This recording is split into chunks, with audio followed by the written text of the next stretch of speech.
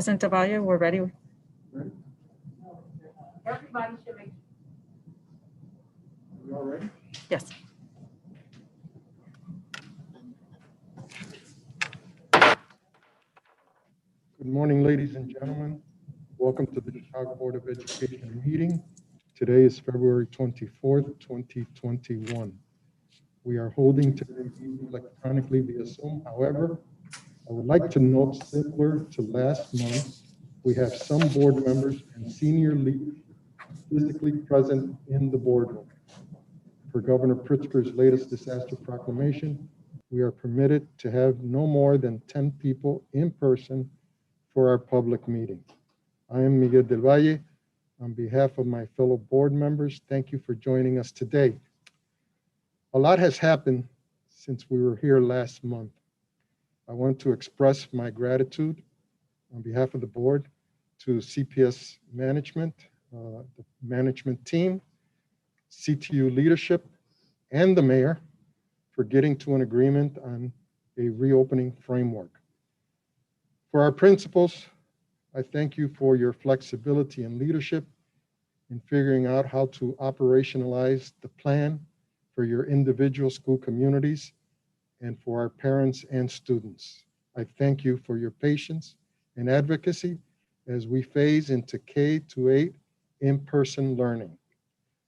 I anticipate that negotiations over high school in-person learning will be completed in a timely manner. And I am looking forward to being able to welcome back our high school students to our school buildings. I'd like to also this morning say something about the fearless leader, Karen Lewis, and the passing of Karen Lewis. I had the privilege of interacting with Karen Lewis on a number of times over the years and had a great deal of respect for her. She was a forceful advocate for teachers, for students, for communities of color, and for neighborhoods across the entire city. She will be missed. We are certainly appreciative of all the work that she did over the years.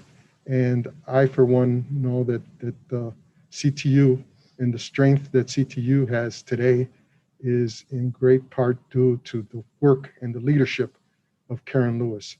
And so I know that her CTU family will miss her a lot, and the CTU family owes her a lot for her contribution over the decades.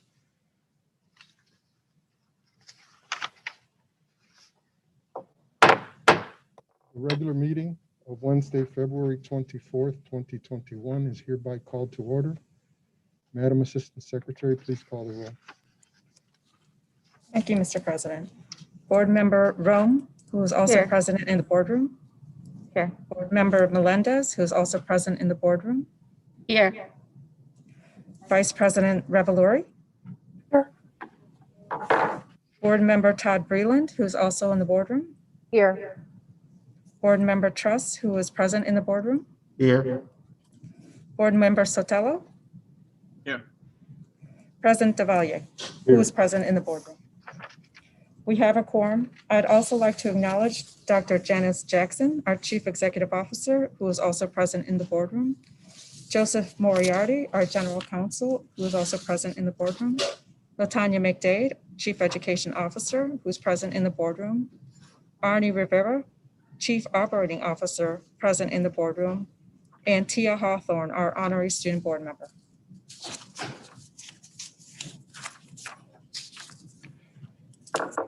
The order of the meeting will be as follows. We'll start with honoring excellence, followed by CEO remarks, committee updates and announcements, public participation via electronic format, presentations on the Learn Charter School renewal and a reopening update, a discussion of public agenda items, vote on public agenda items, vote on executive session items, and adjournment. I also want to inform everyone that that we will now be posting the quarterly presentations for OSP and the IG regarding sexual misconduct cases, and they can be found on our website at cpsboe.org. Again, those quarterly presentations can be found on our website at cpsboe.org. Chief McDade, please proceed with honoring excellence. Good morning. Thank you, President Del Valle, and good morning to all board members. For the second month in a row, we will begin today's Board of Education meeting by honoring a CPS student who is stepping up for their community in an amazing way. In January, we recognized 7-year-old Haley Orlinsky. Who could forget Haley? A CPS student who has used her creativity to raise tens of thousands of dollars for frontline healthcare workers. And today, we are thrilled to honor Keith Tankson, a sophomore at Steinmetz High School, who is making a tremendous difference in Chicago's Austin neighborhood. Keith is part of a group of neighborhood teens who started Austin Harvest, a pop-up food mart that is bringing fresh produce to the Austin community, which has historically lacked access to food options that are both healthy and affordable. Keith and his fellow entrepreneurs at By the Hand, an after-school program, raised money, more than $500,000, as a matter of fact, last summer to start Austin Harvest. From informing the design of the space, to marketing, to customer service, Keith and his friends are an inspiration to all of us and demonstrate on a daily basis our collective ability to make positive change for our city. Keith has been recognized for his service by several city organizations, including the Chicago Bears, and we could not be more proud to count him among our most selfless and impressive student leaders. We are fortunate enough to have Keith joining us at our meeting today. Keith, would you like to say a few words about why you decided to get involved with Austin Harvest? Sure. First of all, thank you for having me on today. And the reason that we did this was just to give back. First of all, give back to our community that was lacking for decades now. It's a food desert, and what a food desert is, that is, we don't have convenient sources of food that's accessible to everybody in our neighborhoods. We have to go out 1-2 mile radiuses just to go to a proper grocery store and get healthy foods that can really give us the nourishment that we need. Also, that when we was doing this during the summer, during the events of what happened in the summer with George Floyd, we just want to see a change. We want to just put all our efforts together to see something happen and just bring some hope in a time of despair, as I could say, and bring something to our community that will put smiles on people's faces instead of seeing everything that was being shown on the media about our community. We wanted to show that it's something that can be good, that can come out of our community, especially as young teens, that like we can do something together. We have the vision and we can just be supported by our fellow community leaders and athletes. We have the vision and y'all can back us up. And we was basically the blueprint of stuff that can happen everywhere. And we just want to be trailblazers for communities everywhere.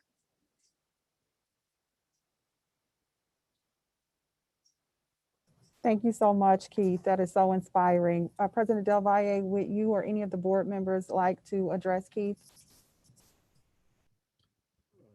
Mr. President. Yes, Member Truss. You know, I can't pass up this opportunity. Keith, how you doing? My name is Dwayne Truss. I'm also an Austin resident and very proud of you. And under this mask, I'm smiling as wide as the Mississippi River. I'm proud of what you and your colleagues have done, taking a negative, but also turning it into a positive. And I just want to say I'm proud of you. I hope to connect with you soon. I've driven past the pop-up market here and there because I've read about it. Want to be able to be, definitely going to support it. And I just want to thank you, and I look forward to remedying that problem about Austin being a food desert. By maybe you and your friends talking to those investors, and let's not make this a one-off. Let's make Keith the entrepreneur of that new grocery store. Okay. Okay, thank you. Keith, thank you. Thank you very much for what you do, not just for Austin, but the example that you're setting for teens across the city, particularly those in our CPS system. You said that you want to bring smile to people's faces. Well, when you smile, you bring smile to people's faces. And I really, really thank you for your leadership and for your commitment. We have teens like yourself who have a vision for a better community, a vision for a better life for all the residents in Austin and throughout the city. And you're implementing the kinds of things and actions that are needed in order to realize that vision for all. And so at a very young age, you've become sophisticated in terms of your thinking process, your thought process, and what your obligations are to society. And for that, I have to say to you, as a member of this board, and I think all board members will agree, that we're very, very, very proud of you. And we want you to continue this wonderful work and to look for other ways of engaging other teams in the process. Every day in the news, we read about something negative and we hear about something negative that involves teens. And people tend to forget that there are a lot of Keiths out there who care deeply about their community and translate that caring into concrete action, which is what you've done. So thank you. Thank you for all you do. Can I say something quickly, President Del Valle? Yes. I wanted to join my colleagues, of course, Keith, in thanking you directly. But I also just wanted to note, so yesterday I was at a talk for by the CPS Department of Social Science and Civic Engagement, and we were talking with other CPS students like yourselves about the original Rainbow Coalition, which was involved the Black Panther Party, the Young Lords, the Young Patriots across the city. And one of the things students were talking about is how do we do this work today? And serving the people was a key part of that platform and that 10-point plan of the Black Panther Party. And so I also, during this Black History Month, I just want to reflect on the fact that you are a continuation and a moving forward of this legacy of what it means to truly serve the people.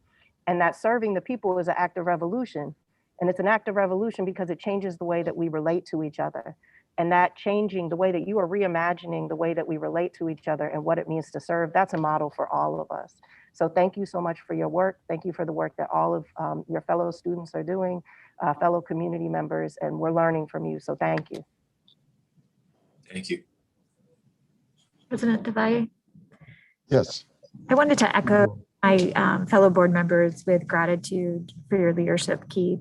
It's incredibly impressive, and I continue to be really inspired by what our young people are doing and how during these really trying times, acts of courage and leadership are really changing the experience for so many others outside of themselves. I do want to ask you a question. I'm wondering, Keith, if you could share, like, how has this experience opened up new things for you or new ideas about what you want to do in the future? It just opened up what I can do in the future. Like just broadening my horizon, the stuff that I'm limited to. Like, since I grew up in Austin, most of the time I'm just stuck in the box of, okay, graduate high school, work to a 9 to 5. But with this, it expands of what my possibilities is in the future. possibly continuing this being an entrepreneur and opening and expanding on this business, and or even just going to college and majoring in marketing or something, because that's what I'm already developing myself in, and or just many things. Also being an advocate or for my kids that's coming after me. So it's just expanding a bunch of things for me. Thanks for sharing that, and best of luck to you. Thank you. Yeah, Member Louisiana Menendez. Keith, I just wanted to say that you and the work that you and your friends and your other teams are doing really gives me hope in the future. Thank you. You are an example to every young person in the country. Thanks. Thank you.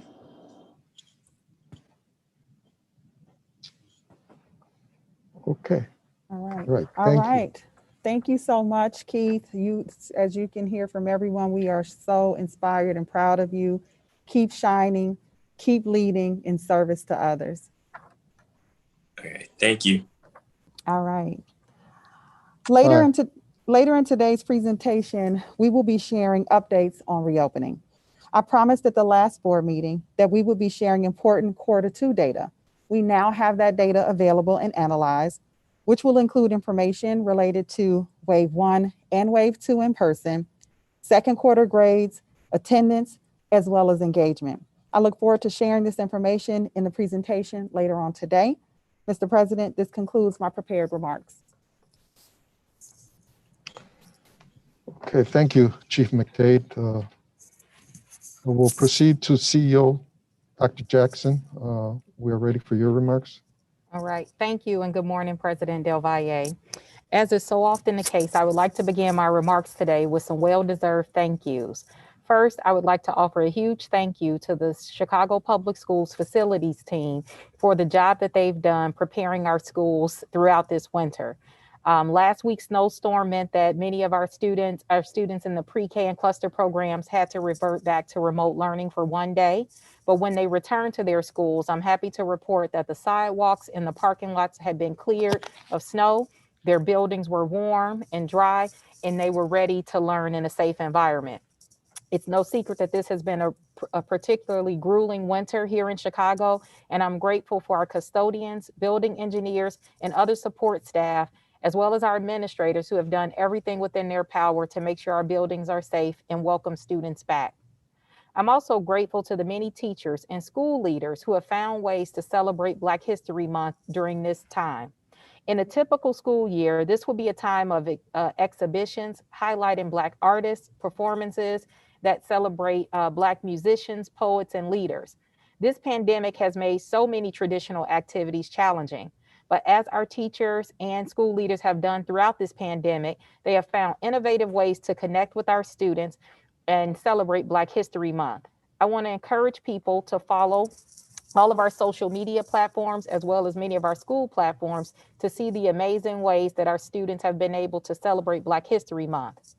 As a school system, we have highlighted stories of our Black educators as well as our students by trying to lift up their voices and showcase the great work that they're doing.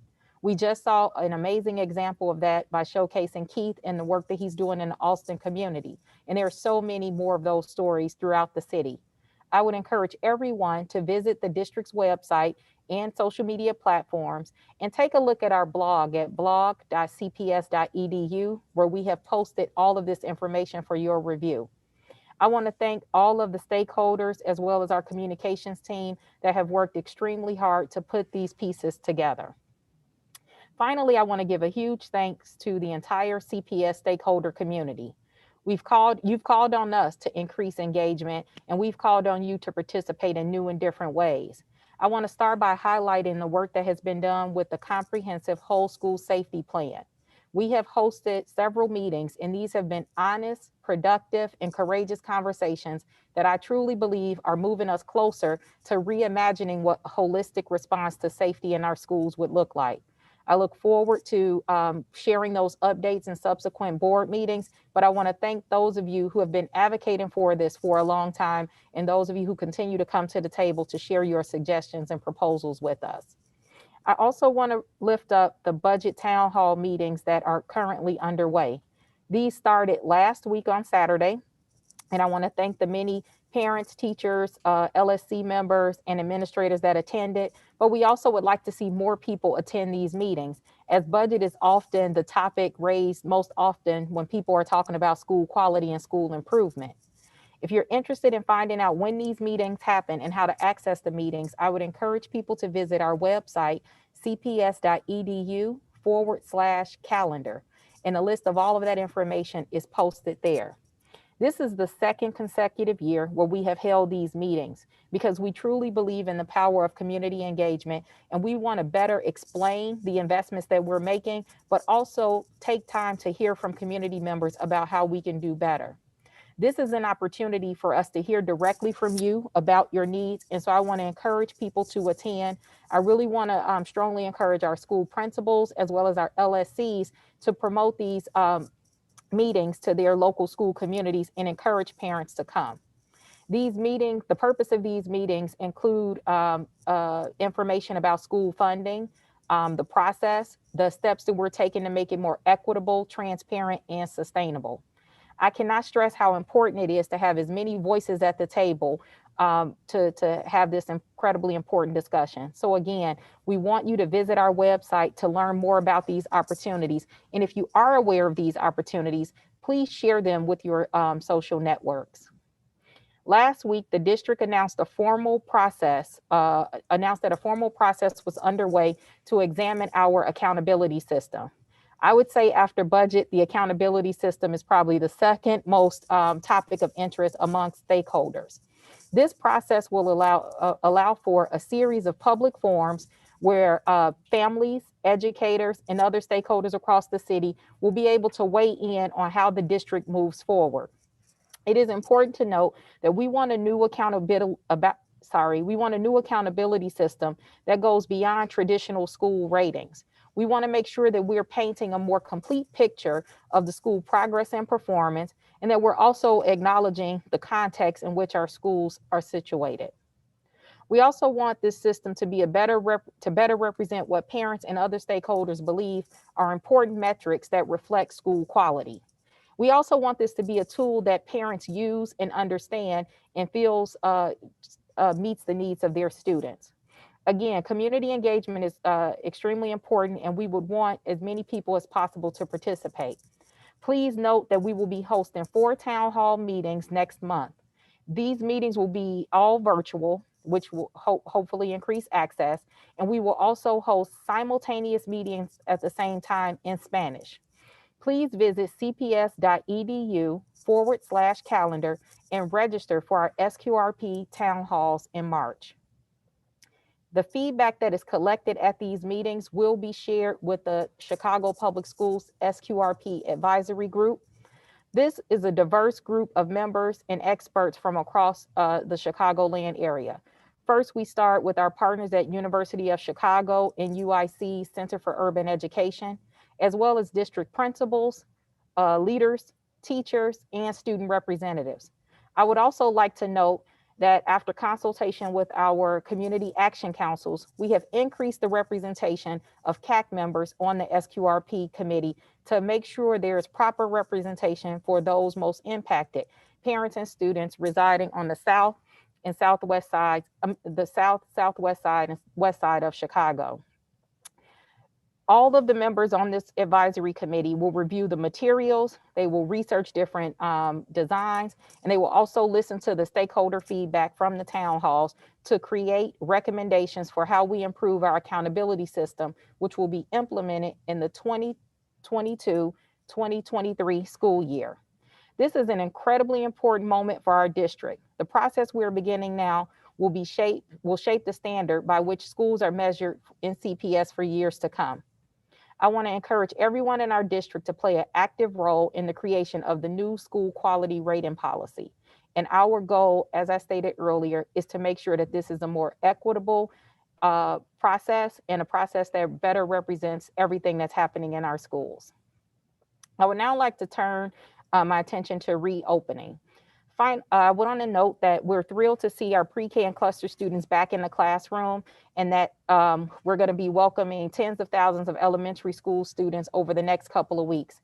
As a reminder, kindergarten through 5th grade students will be returning on March 1st, and 6th through 8th grade students will be turning on March 8th.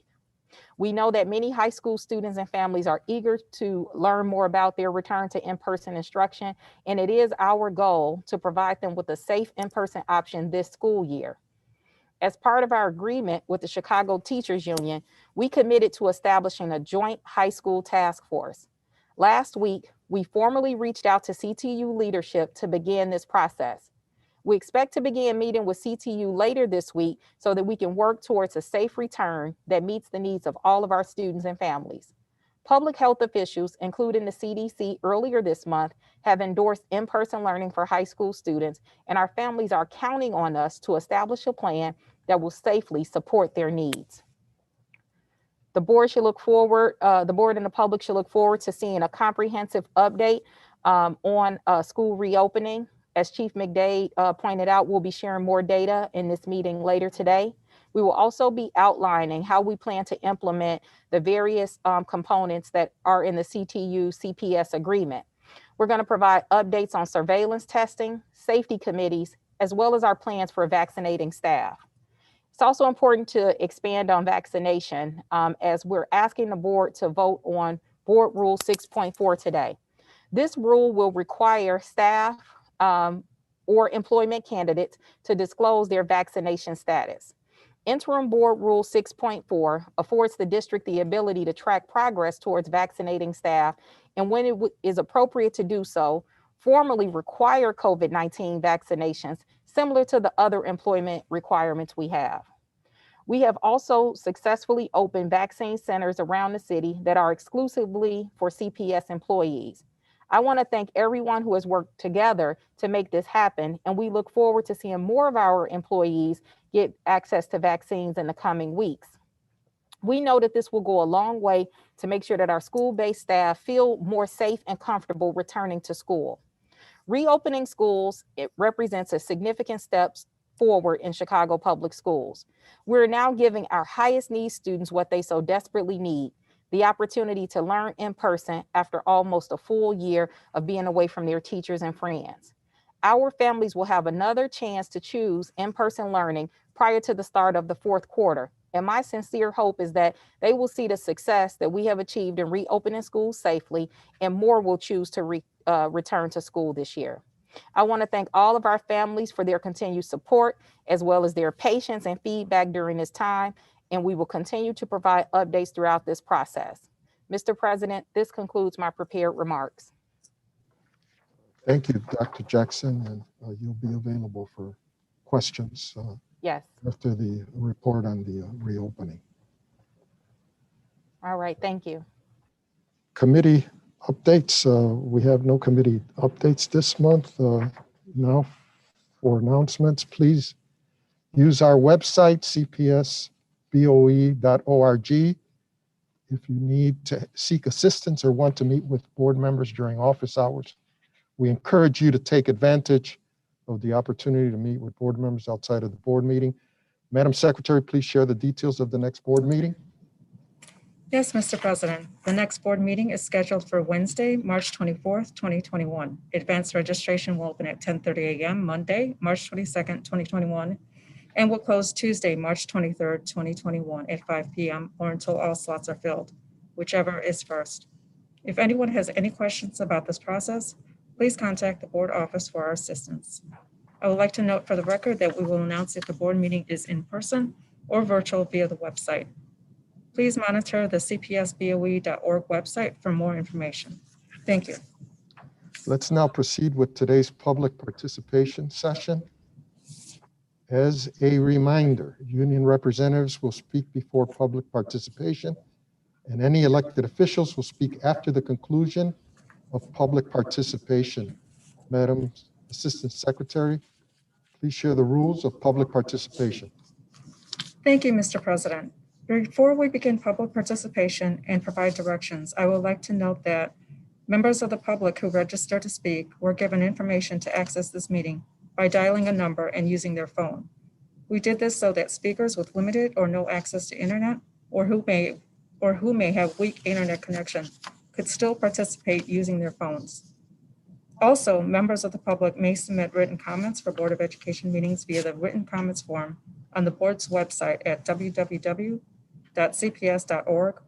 or mailed to 1 North Dearborn, Suite 950.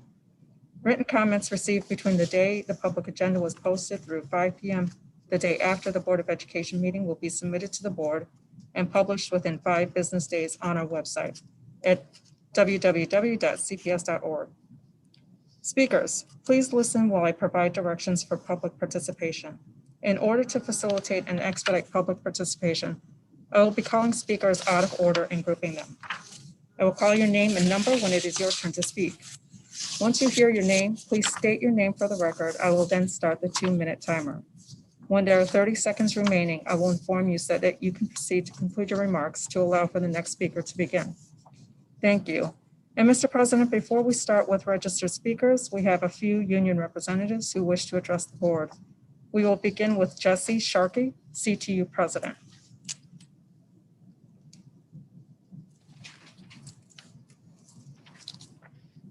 Jesse, you can Thank proceed. you. Thank you. First of all, thank you to President DeValle for your thoughtful words about Karen Lewis. Karen could be CPS's most prominent and creative critic. She'd call CPS a hot, buttery mess. But she was also a product of CPS, not only educated in CPS schools, but her parents taught here. Her husband, John, Coach Lewis, who survives her, is a CPS retiree and a legend in his own right. And, you know, her own 20 years as a CPS classroom teacher, and then, of course, her work in the CPS, you know, with the CTU itself, I think always informed her outlook. And I just want people to understand that even when CPS and CTU fight, it's based on the promise of public education. Karen's whole life was dedicated to that promise, and her goal was never to harm public education, but to protect it and improve it. And I hope we can continue to find ways to honor her legacy. I wanted to just offer a couple of quick remarks about the bargaining process that we just went through. I think that it was a textbook description of an impossible negotiation. It's a term in bargaining that's characterized by two sides having irreconcilable beliefs. In this case, about whether, when, and how to do in-person school, in which classically neither side is willing to make concessions. I think the board thought the union was unreasonable. And the issue for you became about control, ability to control schools.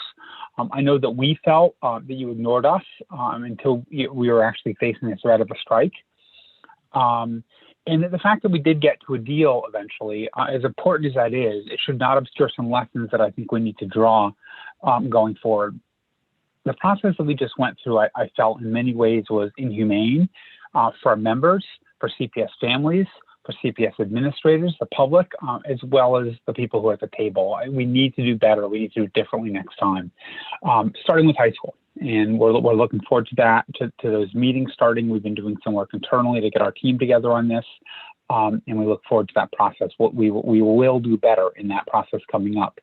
I also just wanted to say that I think that at heart of it, this has to do with us working on trust.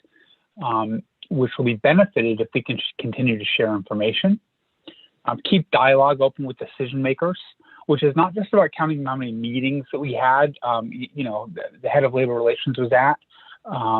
You know, having a mid-level administrator at a meeting who hasn't been at CPS very long is not the same as actually having real conversations between just people who have decision-making power. I hope that you can agree to some of the suggestions that we've been making about instruction. We're very interested in the ways in which equity, in which staffing and other demands about equipment and services can show up in our classrooms, both in terms of remote learning and in terms of hybrid learning. You know, I really hope that we can continue talking before you make decisions. You know, I was not happy to hear about the mandatory vaccine. I know that's not exactly what you're voting on, but that's the way it was reported to me from the press. And so when there's a TV camera being put in front of my face and asked to talk about a policy that affects members, this is something which I think is not the best way to proceed with making policy in the district. And please stop having, and please stop having essentially a propaganda line about the term science. You have a very useful, I talked about sharing information, you have a very useful page on COVID testing on your website. It actually shows, gives a lot of information and shows that there are actually quite few cases that are showing up in CPS schools right now. But then it includes the term, quote, case counts are not a measure of transmission in schools, and numerous studies have shown that schools are not sites of significant COVID-19 transmission. It's literally not what the studies show. What the studies show is that schools that have the proper mitigations have very limited COVID-19 transmission. The studies show that mitigations work. Just yesterday, though, there was a study from the CDC in Marietta, Georgia, and then again today in Quebec, which showed that schools that don't have those mitigations can in fact have transmission. So I say this because we're really not at the end of this process. The memorandum of agreement, although I'm glad that it's in place, it allows us to keep going. The virus is going to keep throwing up challenges, and we're going to, as people who want CPS to succeed, are going to have to keep working together to meet those challenges. Mitigations work. When we wear masks, when we social distance, when we do health screenings, testing, cleaning and disinfecting, when our spaces are ventilated, all this inhibits spread. It's going to allow us to run a successful program in schools. It's going to allow us to keep our members safer. Perfectly safe? I don't think that we can talk about perfectly safe in the context of a global pandemic that's now killed 500,000 people in the US alone. But mitigations work, and I'm happy to say that, and I'm happy to carry that message. But we have to carry these policies out in practice across 550 schools. If we can do that, if we can increase our trust and we can keep an eye on equity, in terms of the demands, of the staffing demands and other demands that we need in our schools, I believe we can go forward together. Thank you. Thank you, Mr. Sharkey. We now have Chris Bayron, CTU Charter Division Chair.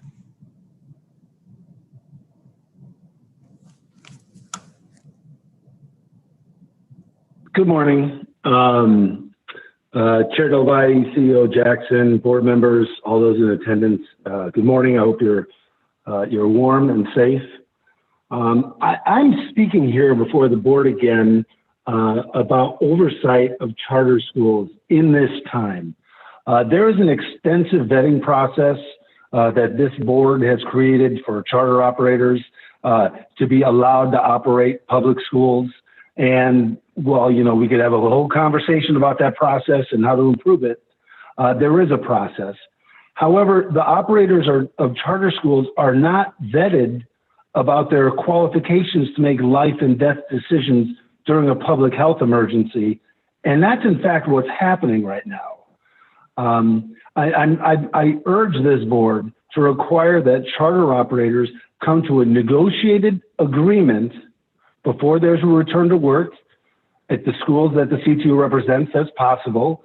But at all charter schools, you should ensure that the standards, the health and safety standards are not less than those that CPS has agreed to. Charter innovation of all things should not be about disregarding safety standards. I'm, at Passages Charter School, which is run by Asian Human Services, we're asking for some of the things that CPS has agreed to, like unpaid leave for members to be able to get vaccinated before coming back to work, for accommodations for household members who have health risks. It's similar percentage, only about 18% of the parents have signed up to come back in person. So this is something that they can do. But like many operators, we're having a hard time getting them to agree to this. So I would just urge that this board, it's more important than ever to exercise some oversight over public charter schools that need to be at least as safe as CPS schools. I think that's probably not a controversial point.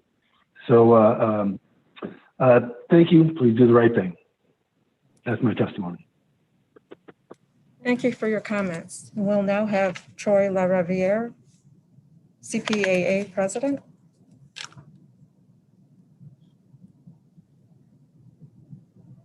Good morning, beautiful people. In January, I told this board that 74% of principals indicated they do not have the staff to reopen safely. When we asked them how many staff they needed, each school on average needed 7 teachers and 5 paraprofessionals. When I finished my statement, a member of this board asked a question that gave the CEO a chance to respond to principals' concerns. But instead of responding, she went back to her talking points and said, and I quote, "We're looking at the science on reopening. And the science says that schools can reopen with proper mitigation strategies," unquote. Dr. Jackson, what we need you to understand is that we believe that. We want our kids back in school, and we know that schools can reopen with proper mitigation strategies. We absolutely believe that. One of the major problems, however, is that schools cannot implement proper mitigation strategies if they don't have the staff to implement them. And nearly 75% of principals are telling you that they do not have the staff. Most schools don't even have the staff to implement a decent instructional program. For example, tens of thousands of students are going to return to so-called in-person learning only to sit in the classroom to look at a screen so they can learn from a teacher who's teaching from home. And the CEO and the mayor are not mentioning that extremely important fact when they talk to the public about reopening, which puts principals in a horrendous situation with parents when their children's experience in so-called in-person learning doesn't match the expectations that the mayor and CEO have been giving to these parents. Principals saw me clearly communicate the staffing issue at the last board meeting, and they saw the CEO clearly ignore it and return to her talking points. We held a town hall with more than 200 principals to figure out what to do next, and everyone got behind this idea of reaching out to members of the Board of Education. And I want to take a moment to say right now, thank you to those members of the board who were open to hearing the concerns of the district's principals. But I also encouraged our principals to have a conversation with the source of their concerns, the Chief Education Officer, the Chief Executive Officer, and Mayor Lightfoot herself. Toward that end, I'm extending that invitation to you both, and we'll reach out to the mayor as well. I will close with a few words about principal eligibility. The existing eligibility process is already deeply problematic, but I don't know if I've ever seen a more anti-democratic document from a public institution than CPS's proposed new principal eligibility policy. The power to determine the eligibility of administrators to work in public schools resides with the Illinois State Board of Education. State law gives CPS limited authority to impose additional criteria for principals to work in CPS. In 2009, Chicago Public Schools adopted a principal eligibility policy that creates a pool of educators who are certified by the district to be CPS principals. If you're in this pool, you can be a CPS principal. If you're not in the pool, you can't. District management has proposed changes to this policy. And Section 2C of these changes states, and I quote, "The chief executive officer or designee may suspend a membership in the principal eligibility pool for any reason," unquote. No due process, no criteria, no arbitrator, no evidence. The existing eligibility policy already gives the CEO dictatorial powers, and these changes seem to be designed to make that dictatorship official. If you think that's a harsh statement, let me read that proposed new policy again. The chief executive officer or designee may suspend a membership in the principal eligibility pool for any reason. No criteria, no arbitrator, no evidence, no right for a principal to defend herself, no witnesses, no constitutional due process whatsoever. This policy is inexcusable. Principals are already certified by the state of Illinois. The only reason Chicago created this extra process in the first place is to violate the statutory rights of local school councils to select their principals. The district violates that right by limiting LSC choices to a tightly curated, narrow list of district-approved candidates. So the LSC can't choose from candidates that the state approves unless they're on CPS's list. We'll be using the public comment process to submit a more thorough analysis of the anti-democratic and arbitrary nature of this policy. In summary, we ask that you, the board, not only reject these changes, but throw out much of the existing policy as well. And to the CEO, principals need you to put your talking points down for a minute and acknowledge the staffing problem that exists in their schools and modify this reopening plan to account for the fact that there are schools that simply do not have the staff to fully reopen safely. That concludes my statement.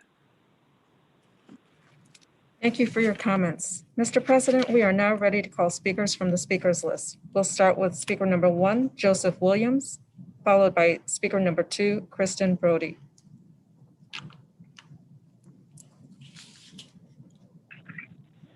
Hey, I want to say good morning, everyone.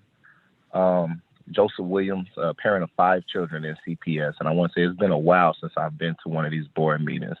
Very high level of respect for all of you guys, so I want to thank you guys for the work that you are doing. But today I'm here in Pacific because I feel like parents do not have a voice at the table.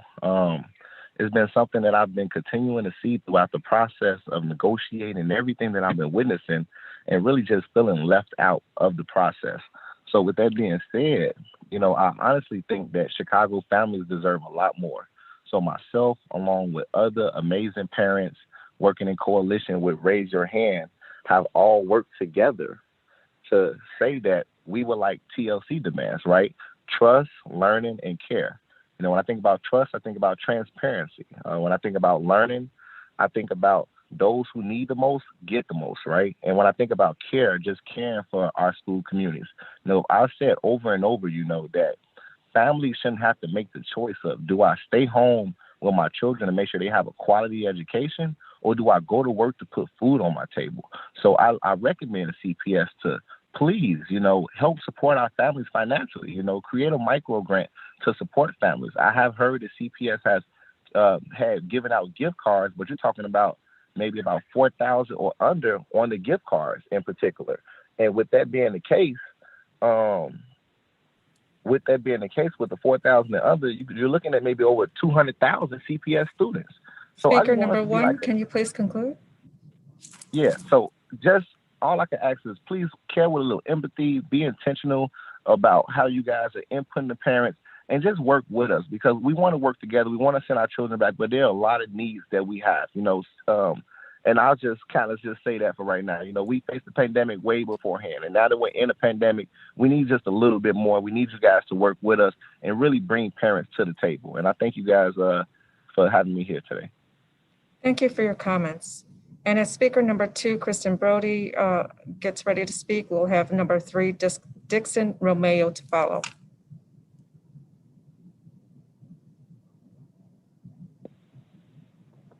Hi, can I be heard? Yes, you can. Please proceed. Wonderful. Thank you so much. Thank you. My name is Kristen Brody. I'm a CPS graduate, CPS parent of a diverse learner, and a local school council chair. And I am one of hundreds of CPS parents and youth that have been gathering to draft the CPS parents' demands around trust, learning, and care that Joseph just spoke about. We've shared these with the district. At the last board meeting, we were told as parents that we don't have to wait for an invitation to the table. And to be honest, we haven't been. We've been trying to get at your table for months. CPS parents are continually told that our families' needs are being centered and our voices are the most important part of the conversation. But the feedback we give is systematically ignored by both CPS and Mayor Lightfoot. And when presented with our list of TLC demands, CPS responded yesterday by saying that they had done enough and listed actions that we were literally just saying were not enough. Parents are tired. Please, other parents, if you're tired, join us. Our demands for basic safety, learning, and care are ones that everyone can get behind, whether you're choosing hybrid or remote learning. This is about the district doing right by all stakeholders, making sure every school is staffed, funded, and safe, because the truth is that that isn't the case right now. At our last LSC meeting and at my school, our administrators were still trying to arrange for janitorial support, fill cadre positions, and administrators weren't confident we had the staff to be able to open classes if only a few more ADA accommodations were filled, because those still haven't been filled. There are still teachers waiting on those. Speaker number Across the 2, can you please conclude? Absolutely. Across the district, only 34% of miscellaneous employees and 62% of cadre subs have been hired, and only 55% of students have gotten Chicago Connected. This is not enough. We need more. We must have more. Please fill our demands, CPS parents' demands for trust, learning, and care. Thank you. Thank you for your comments. And as speaker number 3, Dixon Romeo, prepares to speak, we'll have number 25, Kyla Woodwards.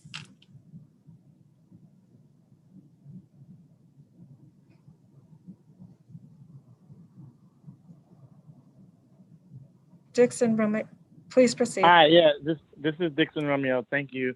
I'm here with the North Lawndale Parent and Community Coalition in response to, or to advocate for, not the board to not approve any such plan that would close Crown, Lawndale, or Sumner Academy. Since last year, we've been organizing as a group of parents, teachers, and community members against this plan, just because of the lack of parent involvement, the lack of real quantitative data that shows this plan is effective and helpful for the community, and to address the broader concerns that I think some of the other parents and teachers and educators on the call have mentioned so far, as well as union representatives, around what our communities and schools truly need. And that's not more school closures. That's deeper, broader, and more robust investment in the current schools that we already have. I find it's shocking to me that during the last couple of months, prior to CPS being forced to not close these schools, or the NLCCC being forced to not close these schools because of the work that we did in the community, that school reopening or re-entering came back into the fold as a conversation, right? And one of the things that occurred was that we were told there were a bunch of investments put into our existing schools. Some folks dispute that, but I think the core part that we should really address and highlight is that we were told that these schools weren't good enough to invest in a month before we were then told that all these investments had been made, right? We understand and we know Speaker that data number shows. 3, can you please conclude? Yeah, thank you so much. Yeah, we don't think anyone should be trying to close our schools, and we don't want school closures. We want more investment in our current schools in North Lawndale. Thank you. Thank you for your comments. And as speaker number 25, Kyla Woodwards, prepares to speak, she'll be followed by speaker number 27, Katina McNulty. Hi, good morning. I'm on the same committee as Dixon, and I just I want to say that this school closure hasn't helped in the past, and I don't understand how it would help now, especially closing 3 different schools to just open one that wouldn't fulfill all 3 school students. I think it's unsafe for the students and parents who have to integrate, because we are moving all of these children into one building and in one community. And to be honest, these 3 communities aren't even close. These 3 schools aren't even close to being like one community. So it's like unsafe for everybody, I think. Also, I think during the pandemic, this is just it's not been clear. The communication hasn't been clear.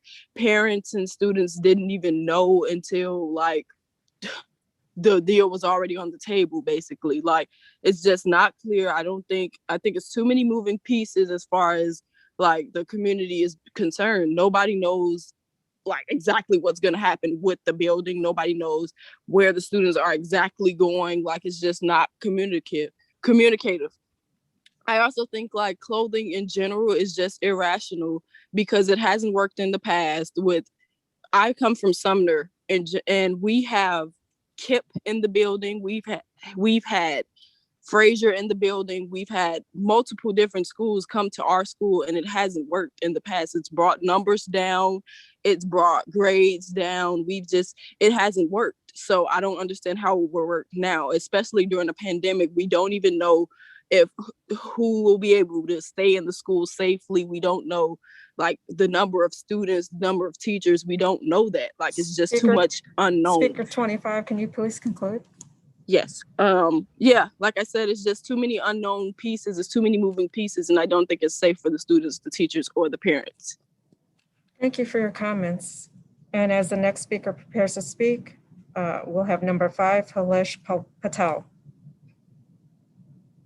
Speaker 27, Katina McNulty, please proceed. Good morning, you all. My name is Katina McNulty. Hello, can you hear me? Yes, we can hear you. Please proceed. First, I want to acknowledge Keith. Great job in the Austin community. I also want to acknowledge that he is a student at Steinmetz, which is not in the Austin community, because funds are not in the Austin community, and that's part of a CPS issue as well. I want to address the in-person learning, where the NLCCC proposed to close 3 schools in the North Lawndale community to put them all into one building, because supposedly these 3 schools were functioning at half capacity, a third of capacity, or whatever. Now, because for whatever reason that no one's clearly stating why CPS decided that these children should go back to school in person, which is not in person. There will be no such thing as in-person learning for the indefinite future. Kids in a building sitting looking at a computer screen as they could at home is not the same as in-person learning. But you're sending kids back. A third of the kids, 6 kids in one classroom, you can pay for that.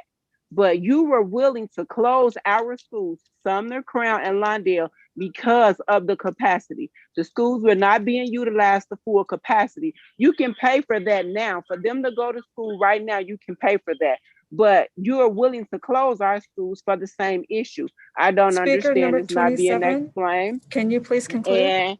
And also, you spoke towards equity. How is it equitable to continue to close the schools on the west and south side, but not on the north side, Logan Square? You don't close schools in any of those areas, Lincoln Park, Logan Square, none of that. But come to the west side, come to the south side. Oh, the solution, close the schools.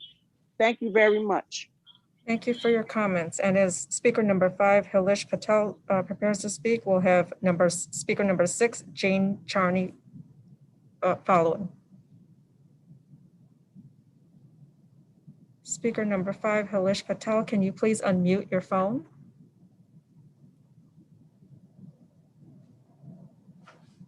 Speaker number 5, Halesh Patel, can you please unmute your phone? *6.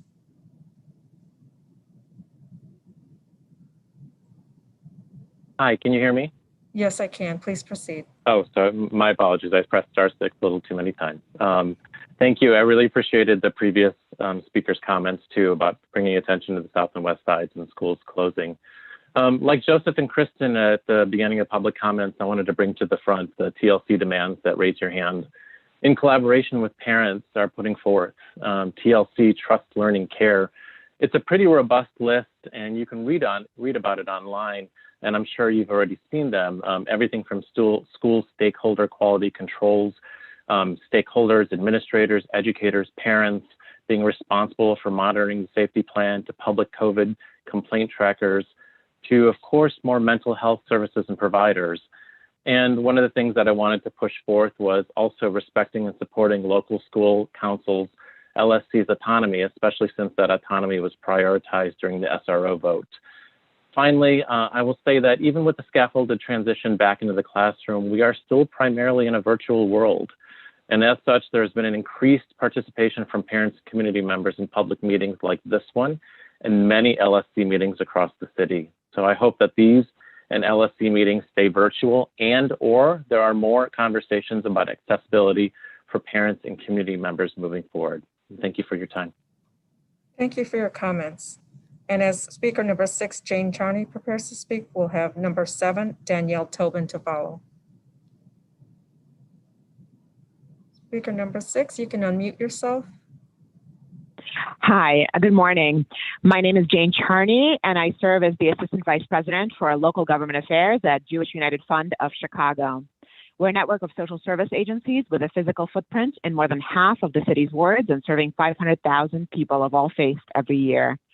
Jewish Community Centers of Chicago are contracted by CPS to offer before and after school care, as well as lunch and recess supervision through the J@. School program. Jewish Child and Family Services Therapeutic Day School serves about 100 CPS students every year. I'm here today as both a Jewish community professional and a CPS parent of a kindergartner and a third grader.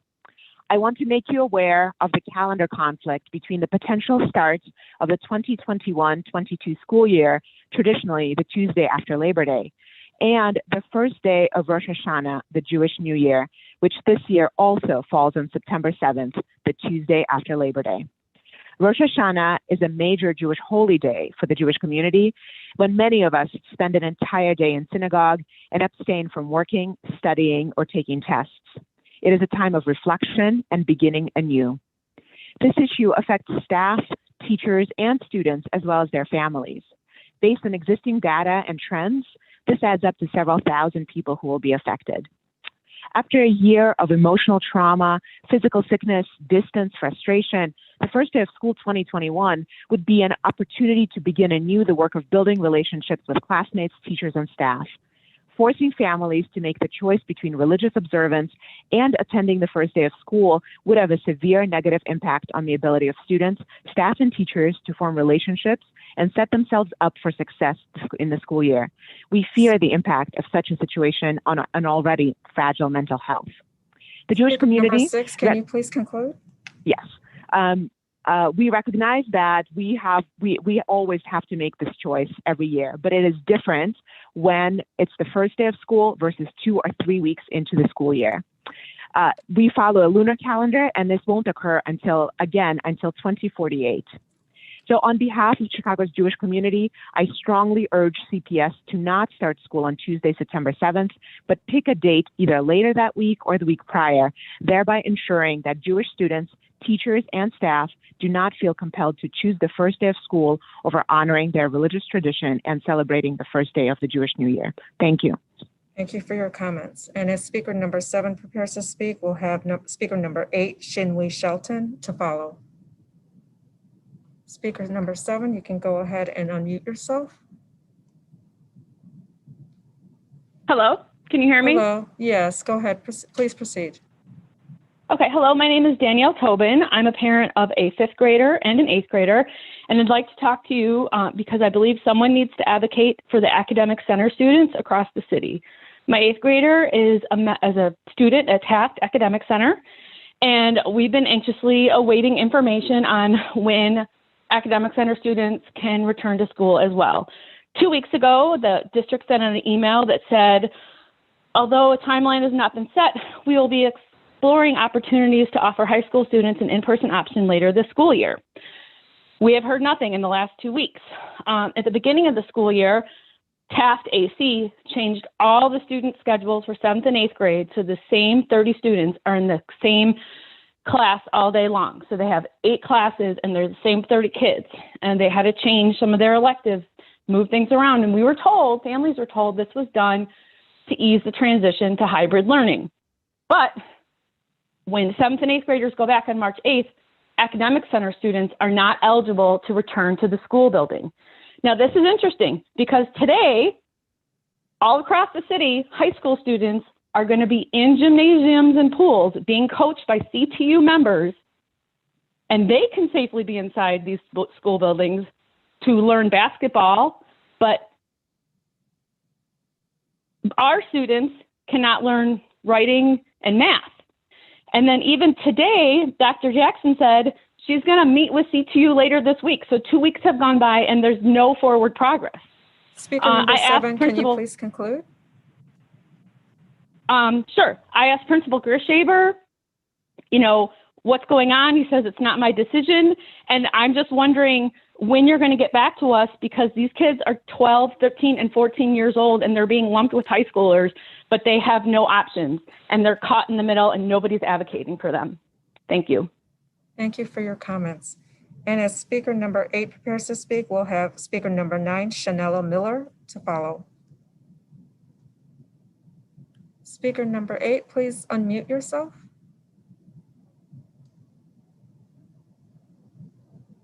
Good morning, President DeValier, Dr. Jackson, and members of the board. I am Shinwe Shelton, the Deputy Director of Operations at Providence Inglewood Charter School, known as PEX. PEX is located on our city's south side in the Inglewood community and serves 460 students in kindergarten through 8th grade. At PEX, we celebrate and recognize Black excellence every day. Black excellence means not being afraid of hard work. I see the hard work our children put in every day, and I completely understand it. I'm a Black woman from Inglewood, educated in the CPS system, and I witnessed and overcame many barriers related to the negative impact that poverty inflicts on our communities. However, despite these barriers, my diligence allowed me to earn multiple advanced degrees. I've learned and come to understand, more importantly, that Black excellence is not about status, but it is being a servant and addressing the needs of the community where your roots are so deeply embedded. At PEX, we believe in the whole child. Our school leaders contribute to our community and the world by taking the time and opportunity to create a nurturing environment that facilitates growth. We take our mission very seriously, and even with limited resources, we find a way or make one. By seeing our dedication and experiencing our commitment, our scholars embrace their ability, desire, and gift to demonstrate excellence. And even if things get difficult, they in turn find a way or make a way. From day one, our community of scholars embarks on a journey that provide opportunities that make them lifelong learners and lead them to better economic and social outcomes. PEX future scholars become trailblazers that persevere and are afforded opportunities to attend top-tier high schools and universities. This is the essence of Black excellence. PEX Speaker supports its number students. 8, can you please conclude? Sure. PEX supports its students and staff by tailoring the school to meet the dynamic students and staff needs. This process involves all stakeholders. I believe it's vital for our public education system to double down on our investment in Black excellence. Doubling down on our investment in Black excellence is an important way to support, promote, and honor the Black community. By promoting equity and equality in all schools, it allows every student to reap benefits that come from a quality education. This equity and equality can only come by creating equal access to the resources that exist. We must make our investment in Black excellence a priority. Thank you. This concludes my remarks. Thank you for your comments. And as speaker number 9, Chanela Miller, prepares to speak, we'll have speaker number 10, Natasha Erskine, to follow. Speaker number 9, you can go ahead and mute yourself. Hello, are you able to hear me? Good morning. Yes, we can. Please proceed. Good morning, everyone. CPS has been failing Black and brown students since before the pandemic. Almost 65% of Black and brown families have opted to not return to in-person learning. With that being said, there needs to be some changes concerning remote learning. Screen time should be reduced. My children spend about 10 hours a day in front of the computer. If screen time cannot be reduced, then their homework load should be reduced. There needs to be upgrades to our children's laptops, and we need proper tech support. It's really insulting for CPS and the mayor to say they have done the best that they can do, to say that they think that the programs they have in place are working, and to say that they believe the systems they have in place are as strong as they can be. As a parent that sits next to their children most days while they're remote learning, I can tell you that these are lies. The programs that you have in place are not working. You're not doing the best that you can do, and the systems you have in place can be stronger. If the mayor can spend $300 million on the Chicago Police Department, surely you can find the funds to make the upgrades needed to ensure our Black and brown remote learners are not left further behind. Again, the way remote learning is set up currently is not the best that you can do. Parents are stakeholders as well. If we were properly represented and had a seat at the table to have input on these decisions, I'm sure we could come to an agreement of the upgrades and changes that needed to be made. We're on the front line of this remote learning experience, and our voice matters. Thank you so much for allowing me to be heard. Thank you. I'm done. Thank you. Thank you for your comments. And as speaker number 10, Natasha Erskine, prepares to speak, she will be followed by speaker number 11, Aiko Kojima Habino. Good morning. Can you hear my voice? Yes, I can. Please proceed. Hi, good morning. My name is Natasha. I'm a CPS mom. I'm a, CPS alum. So I have a lot of experience with the district. And so what I'm going to talk about today is really around trust, something that we really need in this moment as key stakeholders. There's been a lot of talk about building tables for parent engagement. We hear this from board members, from CPS leadership, and the mayor. However, parent and youth-driven trust, learning, care demands have not been listened to despite being delivered almost 2 weeks ago, only to receive an insufficient response yesterday, late in the evening. It's hard to have faith in the district when parents were literally outside CPS today, building their own tables. TLC makes sense, and it is essential that the anticipated federal funding go towards these demands to support all CPS families. Parents who are LSC members have also been ignored. They have been over 135 LSC letters. LSCs are the only elected body in education, which is why we asked the district to listen to them, address their concerns, both for in-person and remote learners, and work together. How can CPS talk about building more tables when the parents at the LSC table aren't being heard? That's deflating. I want to share a few quotes from the LSCs that show we need to continue the fight for trust and learning and care at this moment. Many LSCs spoke about the lack. Can you please conclude? Yes, I'm almost done. About the inclusion of the current process. The district has set a course that is isolating and contrary to the collaborative and open effort that this moment demands. We are elected by and accountable to our communities and feel responsible for ensuring the health and safety of our schools. We are really asking the district in this moment, if nothing else changes, how does CPS expect to gain trust from families? Please support the trust, learning, care demands. Thank you so much for providing this opportunity to speak. Thank you for your comments. And as speaker number 11, Aiko Kojima Habino prepares to speak, we'll have number 17, Mary Hughes to follow. Speaker number 11, if you can unmute yourself. Good morning. Good morning. Please proceed. Okay. Good morning. My name is Aiko Kojima Hibino, CPS parent and a board member of Raise Your Hand. The mayor and CPS leadership have given up on remote learning. Repeatedly, folks in power have said that remote learning cannot be improved. This is a slap in the face to almost all CPS families that will spend the majority of their time remote. This reveals how this district is stricken with a lack of creativity. This also reveals why it is essential that CPS listen to the parent and youth-driven demands around trust, learning, and care. The focus towards getting bodies in the building has actually decreased the overall quality of learning. LSCs are concerned about this, and I will share a few quotes from LSC letters that show why we need to continue to fight for the learning demands under the TLC platform. One LSC fears that, quote, the CPS reopening plan may jeopardize quality instruction for students who stay remote, as well as those who come in person, unquote. While another LSC notes that, quote, students who are remote will receive less direct synchronous instructional time than their peers in the classroom, unquote. Why are we robbing Peter to pay Paul? The vast majority of students will continue with remote, and almost all will have remote on some days. Our demands state that we must not decrease remote learning quality, and we must support local schools' autonomy. What is most egregious is the lack of support for diverse learners, a primary group that reopening was intended for. On one LSC resolution, quote, the diverse learners team have expressed that it isn't possible for them to serve their students in a hybrid format, as their schedules do not allow them to meet all IEP minutes that are required by law, unquote. Speaker number 11, can you please conclude? Okay, we must build our plans with special ed and English learners in mind first.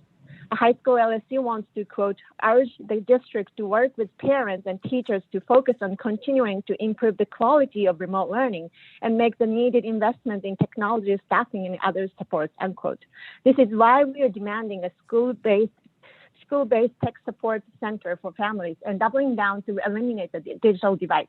We still have so much more we can do to make learning better. This means more professional development for educators and families. This means more physical materials and manipulatives. If this doesn't change, the schools that were well-resourced before the pandemic will continue to receive support that other schools will not. We will widen the gap. Please support the trust, learning, and care demands. Thank you. Thank you for your comments. And as speaker number 17, Mary Hughes prepares to speak, she'll be followed by speaker number 12, Nicholas Justo. Mary Hughes, can you unmute yourself? Can you hear me? Yes, I can. Please proceed. Wonderful. Good morning. My name is Mary Hughes. I'm the special ed parent liaison with Raise Your Hand. We want the current CPS reopening plan to focus on humanity and care instead of numbers and consequences. Lost in the logistics are the incredible strengths of our students and families. We must adjust our understanding of the true needs of our families.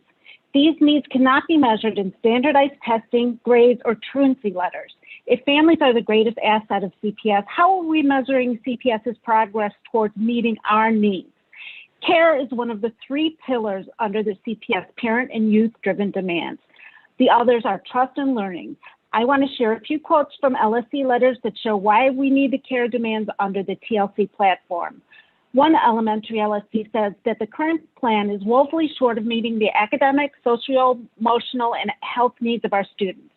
Our care demands ask CPS to provide more accessible mental health supports and give schools the tools to implement SEL as a consistent practice. The focus on grades, testing, and compliance during a pandemic feels ignorant of the more pressing needs of our communities. As one LSC notes, our community is more than a statistic and more than just numbers. That is why we are asking for pandemic passes for students and families who have experienced hardship and to stop the over-surveillance of students.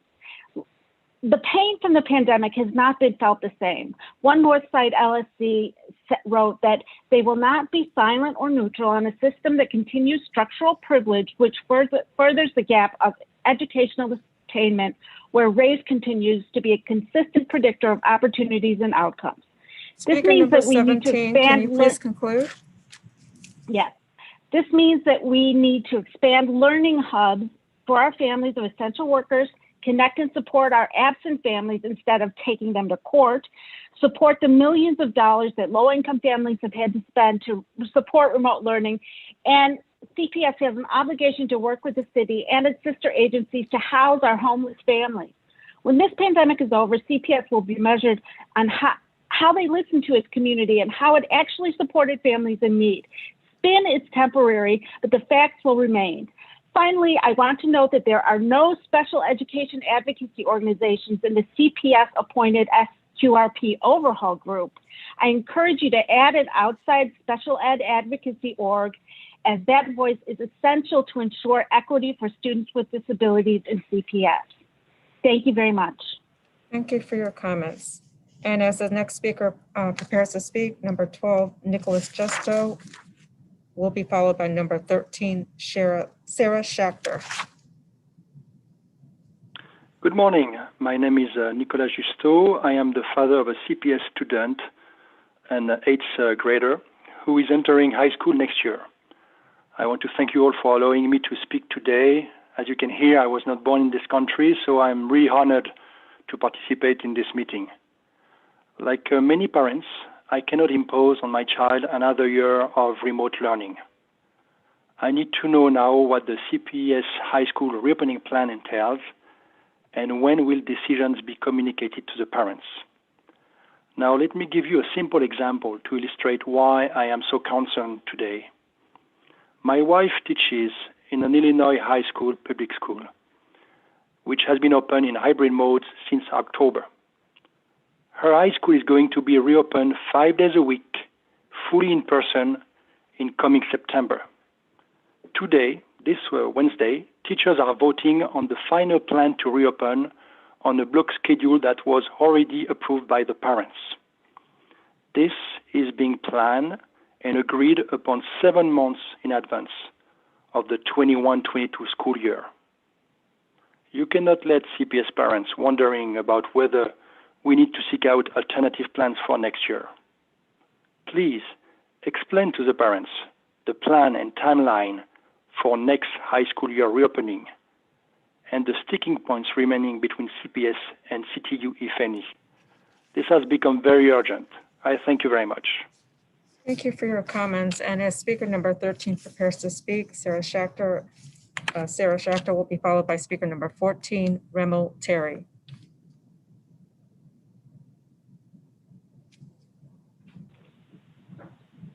Hi, my name is Sarah Schachter. I'm a parent at CPS.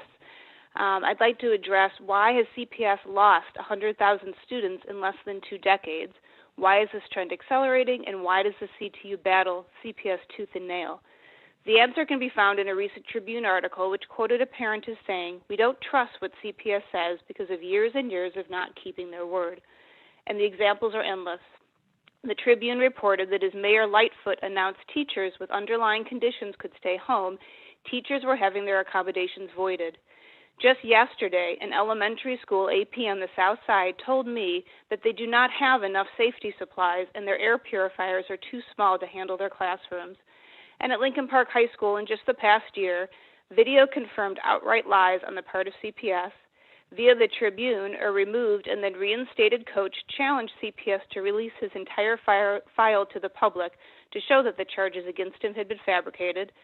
CPS told Lincoln Park's LSC not to publicly discuss accusations against staff members, then released the entire list of accusations to the Sun-Times within 24 hours.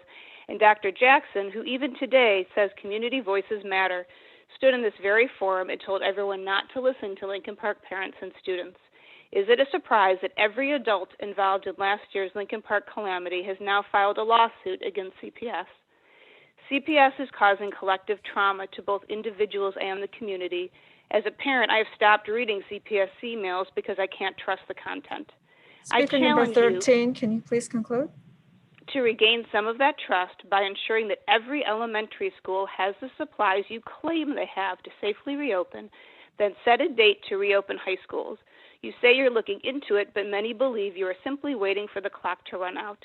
If it's safe for K through 8 and high school sports can begin, there is no reason to keep high schools shuttered. Thank you. Thank you for your comments. And as speaker number 14 prepares to, Remo Terry prepares to speak, speaker number 19, Shanette Clay, will follow. Speaker number 14, can you unmute? Hello. Hello, thank you. Please proceed. Or any more divestment? Yes. Hello. Speaker number 14, you can please proceed. Good morning. Hello to the members of the CPS Board of Education. Thank you for having me. My name is Ramel Terry. I am a concerned parent of a junior who attends the Collins Academy on the west side of Chicago, and I also serve as an LSC member.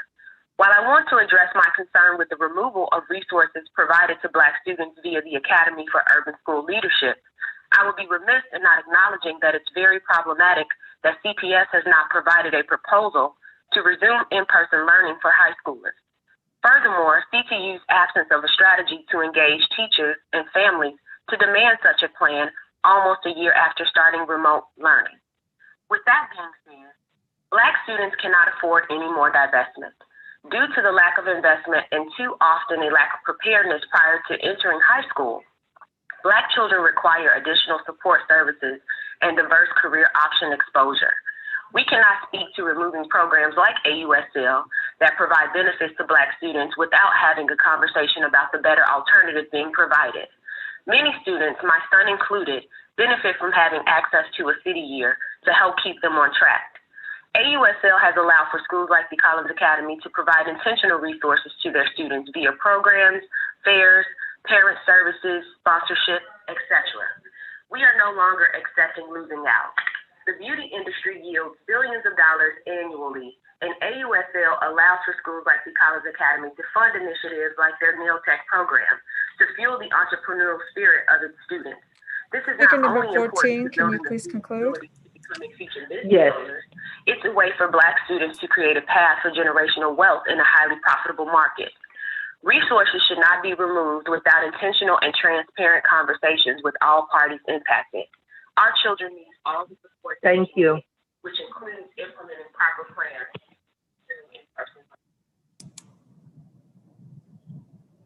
Thank you for your comments. And as speaker number 19, Shanette Clay prepares to speak, will be followed by speaker number 15, Ariel Johnson.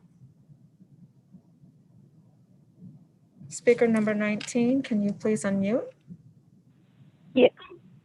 Yes, hello? Thank you. Please proceed. Hello, members of the CPS Board of Education. Thank you for having me. My name is Shanique Clay, and I'm a proud alumni, parent, and grandparent of Walter Q. Gresham School of Excellence and the AUSL network of schools.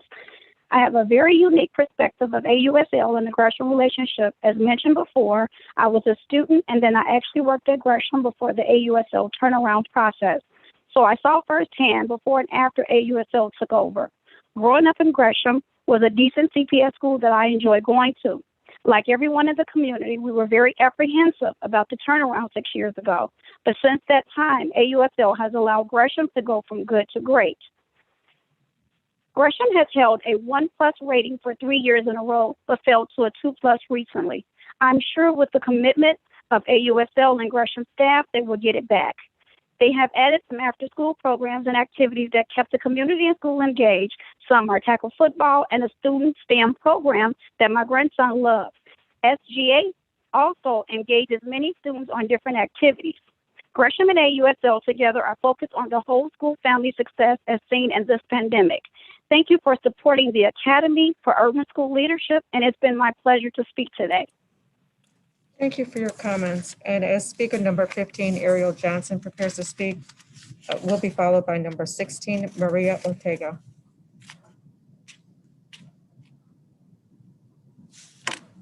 Speaker number 15, if you can unmute yourself. Speaker number 15, please unmute by hitting *6.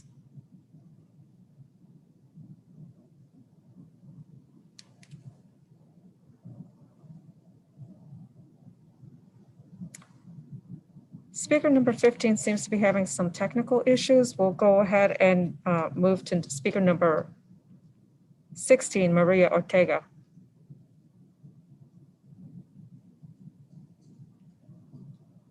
Please unmute number 16 by hitting *6.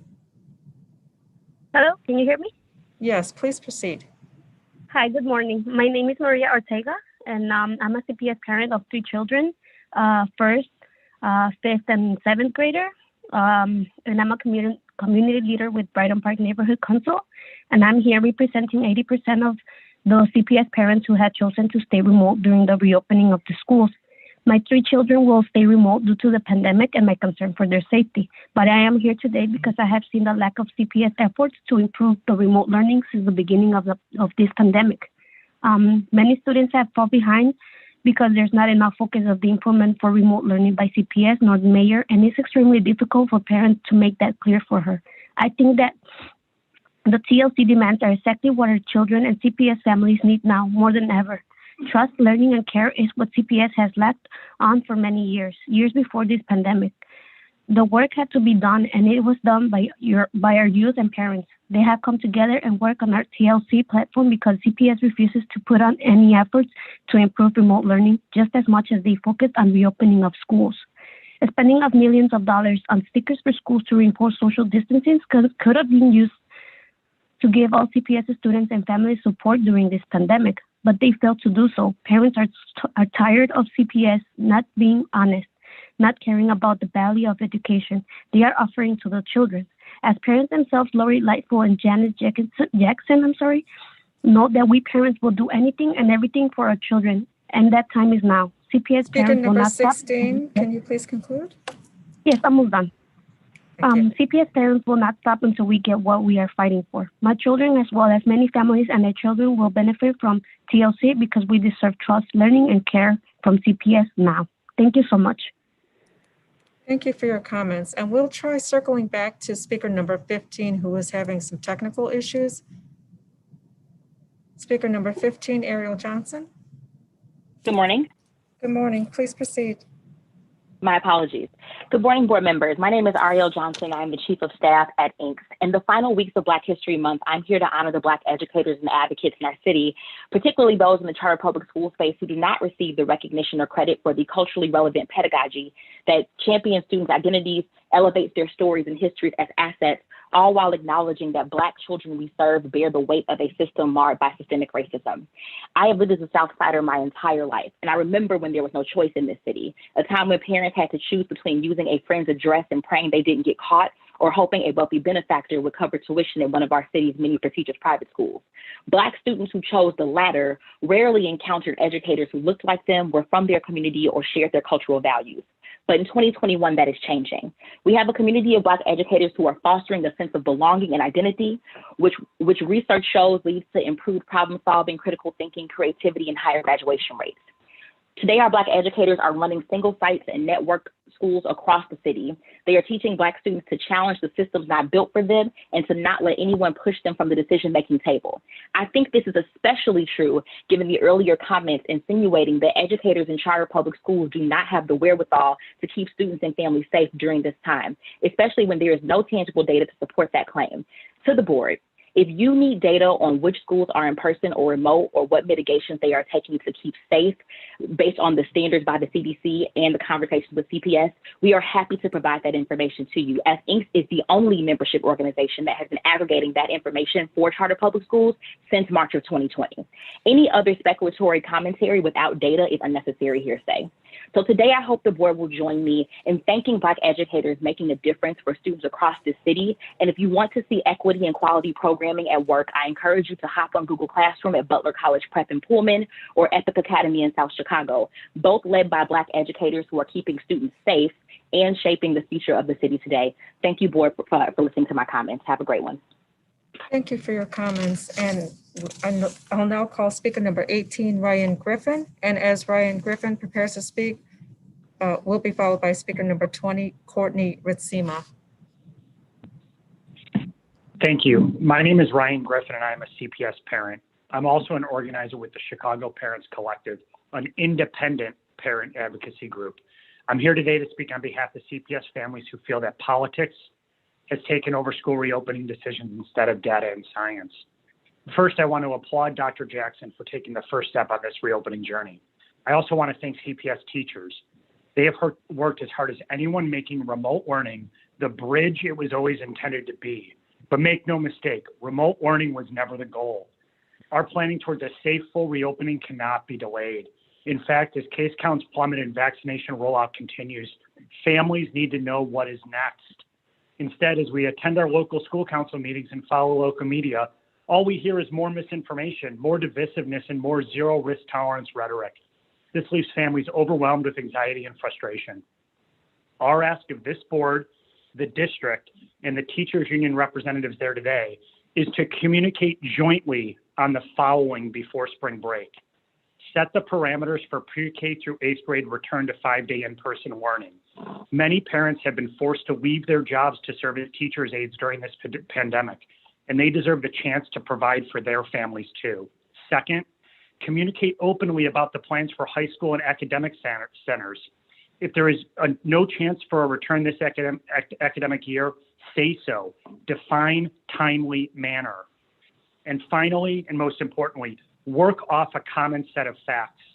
Case counts, virus spread, work accommodation, vaccine progress. No more competing town halls. No more separate press conferences. Stand shoulder to shoulder virtually if needed to instill trust around learning and vaccinations. We as parents want a seat at the decision-making table. LSCs are powerless on district-wide issues. We won't rest until CPS families have independent representation. Today is about reopening, but tomorrow it will be about curriculum. And after that, the very structure of this school board. We're ready to tackle the next great challenges facing public education in our city, but we need to do it together. Thank you for your time today. Thank you for your comments. And as speaker number 20, Courtney Ritzema prepares to speak, she'll be followed by speaker number 21, Wendy Weingarten. Speaker number 20, Courtney Ritzema, please unmute. Hi, can you hear me? Yes, please proceed. Hi, my name is Courtney Ritzema. I'm a parent of 3 CPS students and a local school council representative at Newfield. I'm speaking today as one of many parents who have joined together to craft the Trust Learning Care demand. I feel compelled to speak to you today because it seems that some people are forgetting that we are still in a pandemic.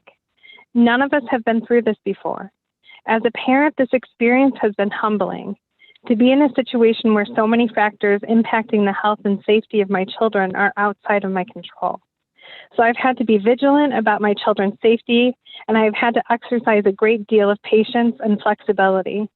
Flexibility as our children's school schedules have changed over and over again. Patience throughout CPS' most recent strong arming of teachers in the latest negotiations over safety. Humility, patience, flexibility. The evidence is clear. CPS has expected these traits from us, but CPS has in no way reciprocated those traits. Parents, teachers, staff, and principals have begged you to listen and to collaborate with them. Instead, you've spent enormous amounts of energy and resources on blatant PR efforts to push forward with a clearly negligent reopening plan. Students and families across the city are struggling more than ever with food and housing insecurity, and you're failing them. Children are suffering through the trauma of losing loved ones to COVID, and you're failing them. Students and parents are trying their best in these circumstances, and you're tightening the pressure on them to meet standards or fail. We are still in a pandemic. I am. So many of our city's children are hungry, scared, and grieving, and yet you ignore these basic needs. So many teachers have young children of their own or are taking care of their elderly family, yet you disregard their concerns. You cannot pretend this pandemic away. Please provide a pandemic pass for students who need them. Listen and engage. For once, approach this pandemic with the humility, patience, and flexibility you've expected from us. Thank you. Thank you for your comments. And as speaker number 21, Wendy Weingarten, prepares to speak, she'll be followed by speaker number 22, Carol Deely. Speaker number 21, please proceed. Good afternoon. Before you start the 2 minutes, I would just like it to be noted in the board that I have taken a personal business day to speak here today. Good afternoon, President DeValle, CEO Jackson, and members of the board. My name is Wendy Weingarten. I'm the parent of a CPS first grader, and I've taught for the district for the past 25 years. I'm not sure if you're aware that the Tuesday after Labor Day, which is typically the first day for students in CPS, is Rosh Hashanah, the Jewish New Year.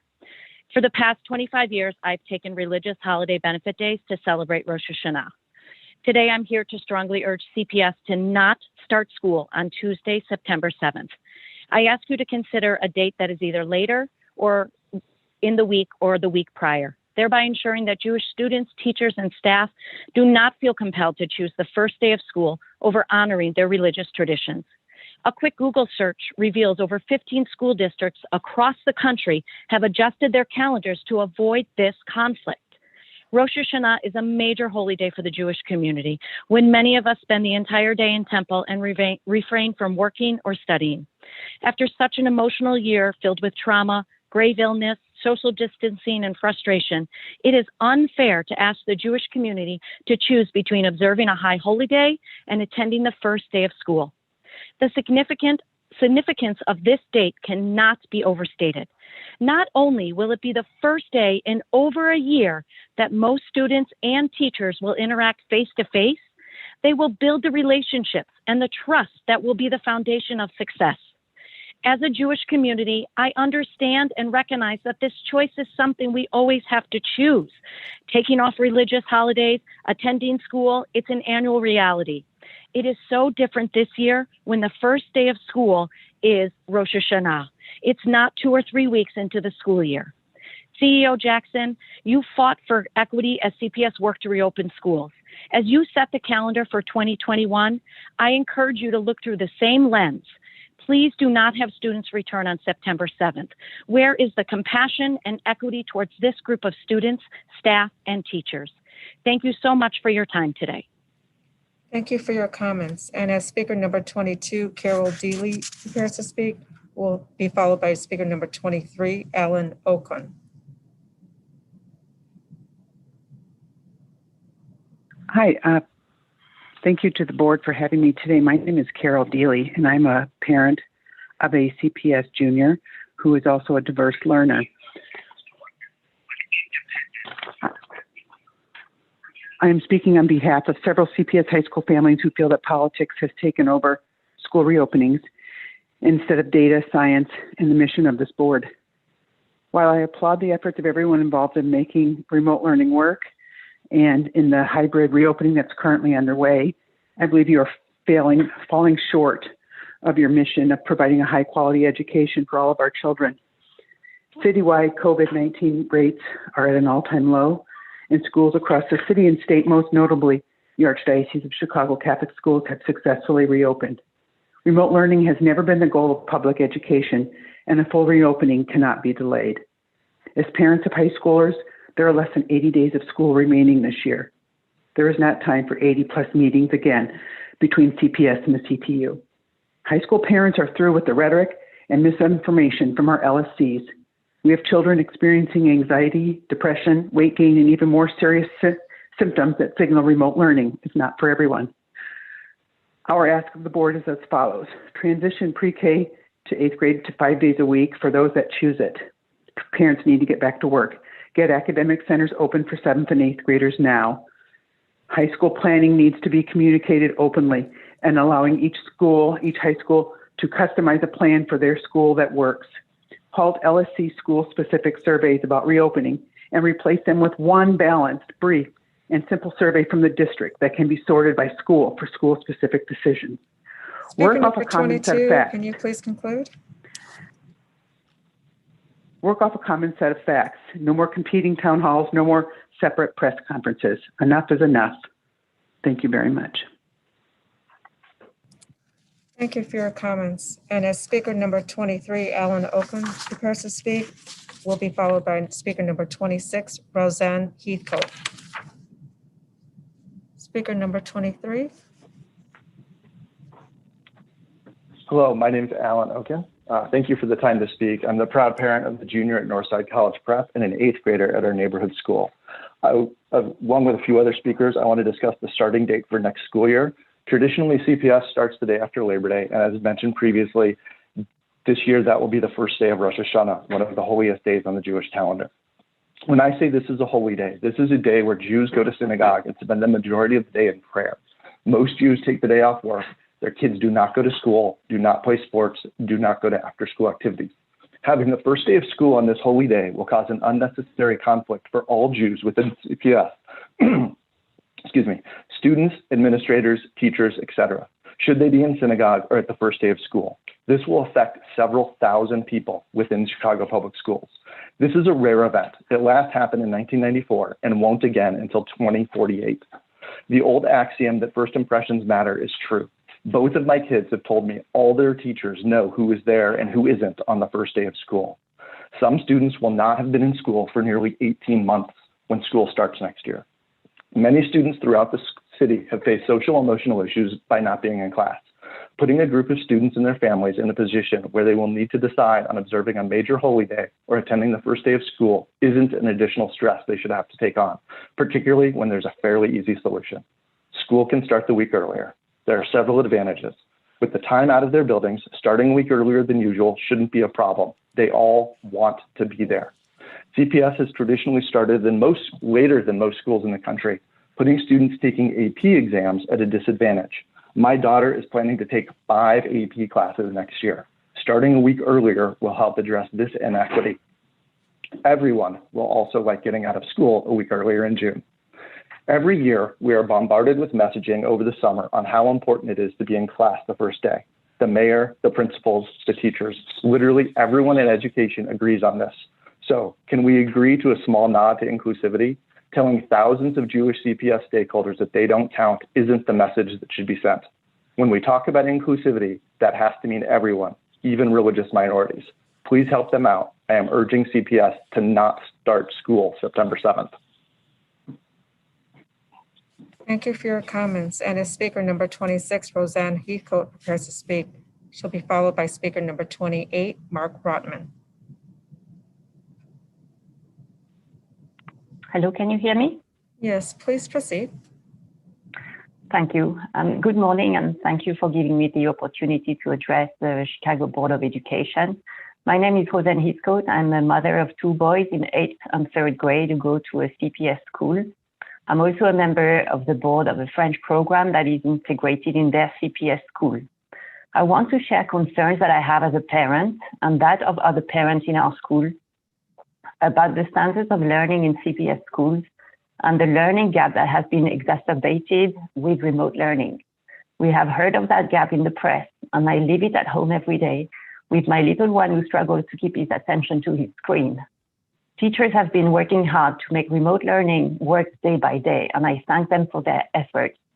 But they have less ability to support outliers when they are learning remotely. And I mean outliers on both sides.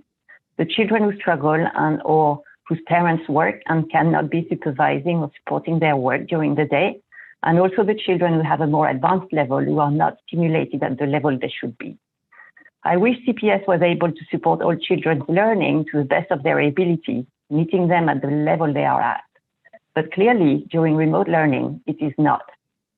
With remote learning and with the current plan for hybrid learning, we CPS parents have concerns about standards of learning and whether our children's level is in line with where it was pre-COVID for their grades. What is being done, and or is there a plan to assess the level of the children, both collectively by grade, but also individually? And what are the Chicago Board of Education and CPS doing to ensure CPS schools maintain and strive for the highest standards of learning? Lastly, what is the plan to address the widening gap between CPS schools and private schools, which have been teaching in person since the fall and are now planning to go back 5 days a week when we're about to start at 2 days a week? Thank you.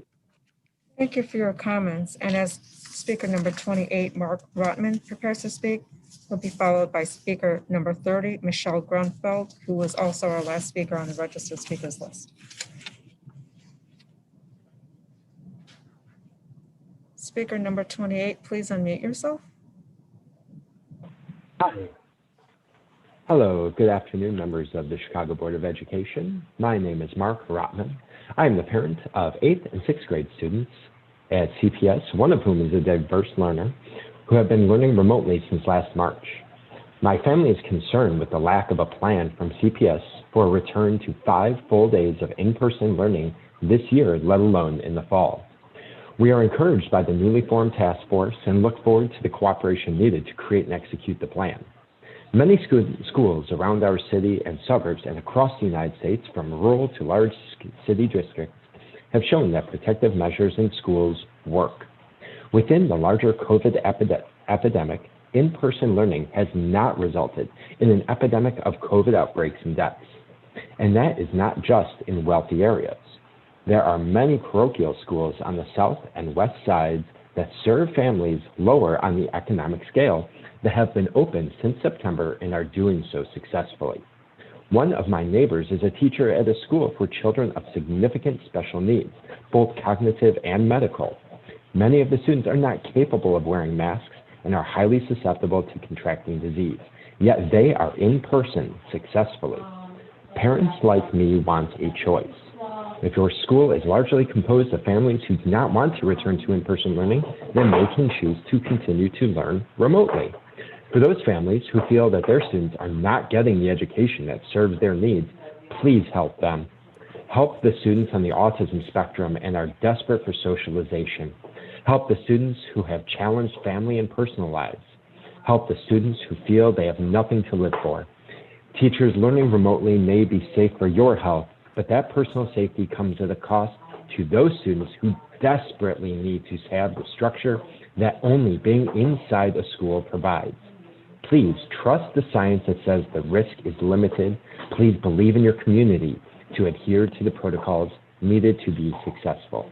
Thank you very much. Thank you for your comments. Speaker number 30, Michelle Grunfeld. Good afternoon.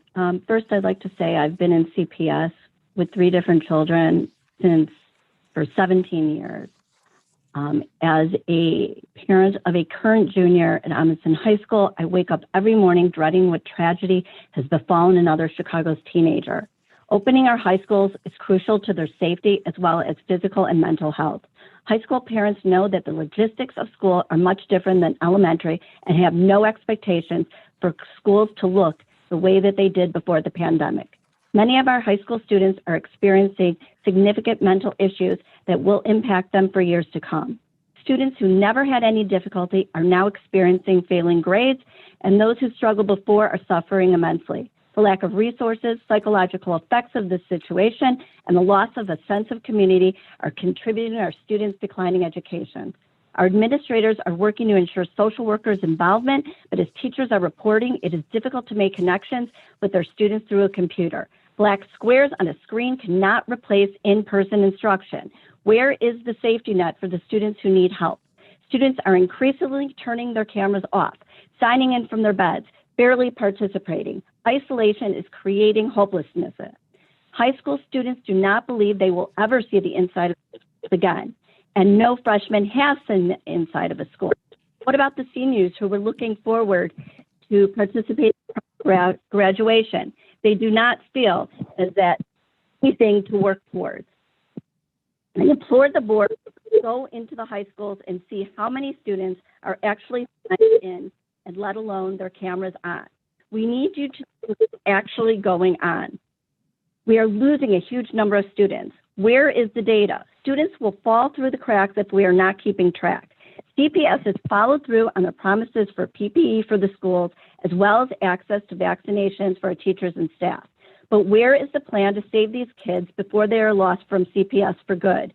Plenty of other districts are finding ways to bring students into their buildings.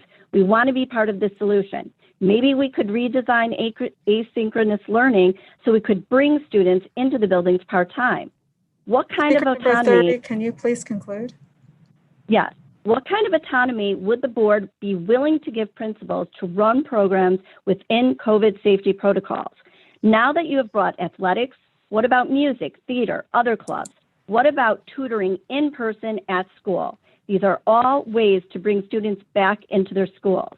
We need to normalize their lives. How do we ramp up high schools so that we do not have a total loss for this year? Parents are asking for some kind of plan for this year. We cannot wait till fall. Thank you very much. Thank you for your comments. Mr. President, Mr. President, this concludes public participation. Thank you all for your comments. Board members, any questions or comments related to public participation at this time? Mr. President? Yes, Member Truss. Yeah, just some quick comments in reference to Black History. Well, good afternoon, and thank you again, Mr. President. Good afternoon, Dr. Jackson, my fellow board members, and CPS family and all stakeholders. Black history is history. It is a subject that should be learned about in the classroom, not while watching TV or a movie. It is critical that Black stakeholders continue to remain at the table to make sure that Black history is taught year-round. Dr. Jackson and her team initiated the Curriculum Equity Initiative. This is a perfect opportunity to construct a curriculum around the cultural values of communities throughout the lens of equity. We should have our children learn about the contributions of civil rights and LGBTQ leaders such as Bayard Rustin, who was my favorite hero, and individuals like Marsha P. Johnson. They should be discussed in the classrooms. Also encourage churches and community organizations who are not doing so already to infuse Black history into church and community events. In closing, Black history is a 365 days effort requiring partnership between CPS and all community stakeholders. This is just a subject that we should all, I hear a lot about it in the community, but we all have an opportunity and responsibility to make sure that we're constantly being teachers and advocates, and just not something that should, for me, that should be amplified once a year. And thank you, Mr. President, for that opportunity to make those comments. Thank you, Member Truss. We will now proceed with the presentations, and I'm sure that in the presentations, President Tavares. Many of, yes. Sorry, this is Senator Revelori. Vice President Revelori. Thanks, President Tavares. Just a quick comment. I know that I find great value in the public comments. There's a lot of folks who want to comment. We have a limited number of slots, and these meetings are already quite long. And the format doesn't necessarily allow for a lot of dialogue. I know President Tavares mentioned already that office hours are available.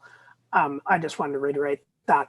I I will just speak for myself. I'm happy to accommodate folks' schedules to do office hours during the day or in the evenings. I won't speak for our board staff, but I find that those can lead to much more robust and substantive discussions. I'm not sure if folks have tried to take advantage of that in the past, but I just wanted to invite folks to do that again.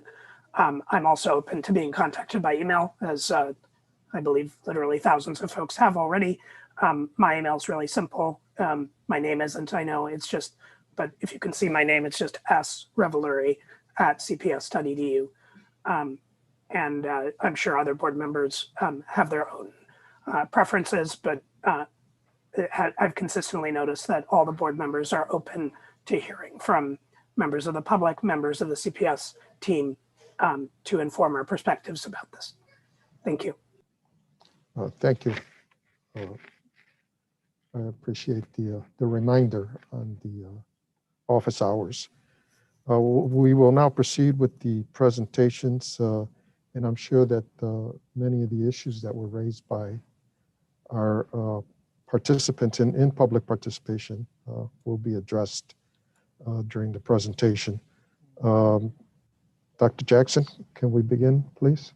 Yes, we'll start by having Chief Portfolio Officer Bing Howell do a presentation on the one contract, charter contract renewal that we have before the board today. Bing.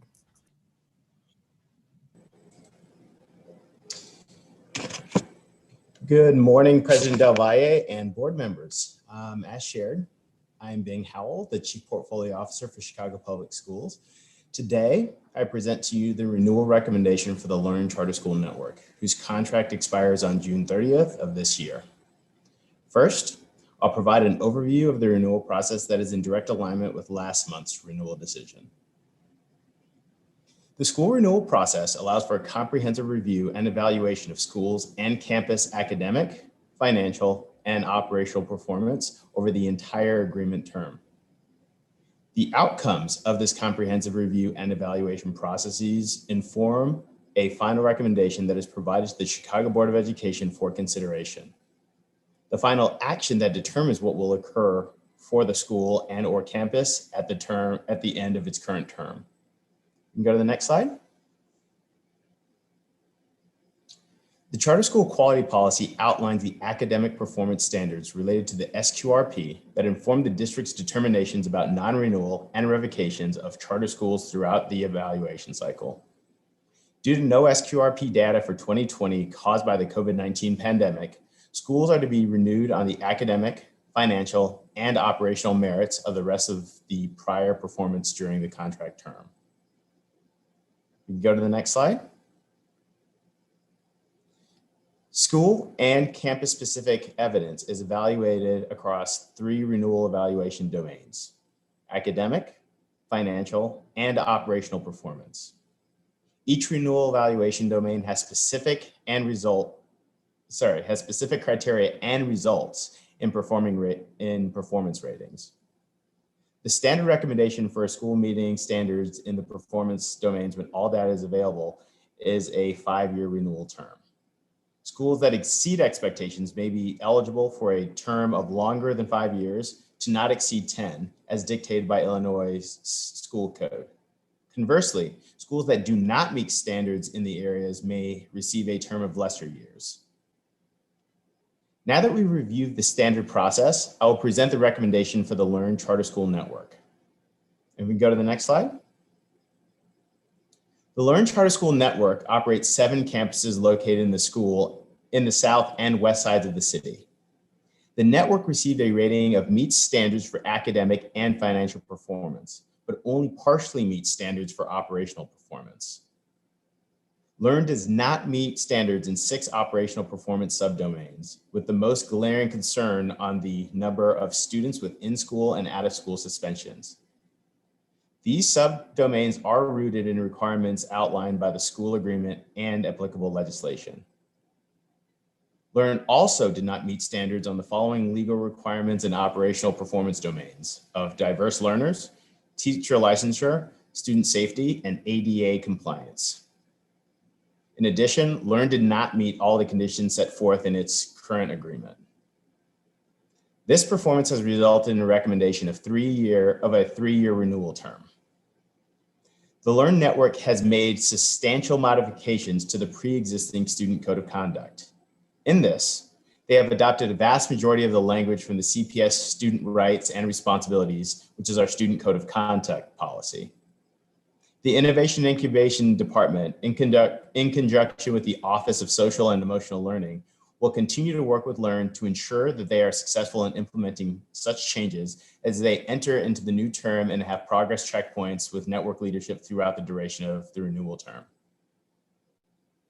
On a more macro scale, before going into any questions about the LEARN recommendation, I did want to flag upcoming conversations regarding future renewals.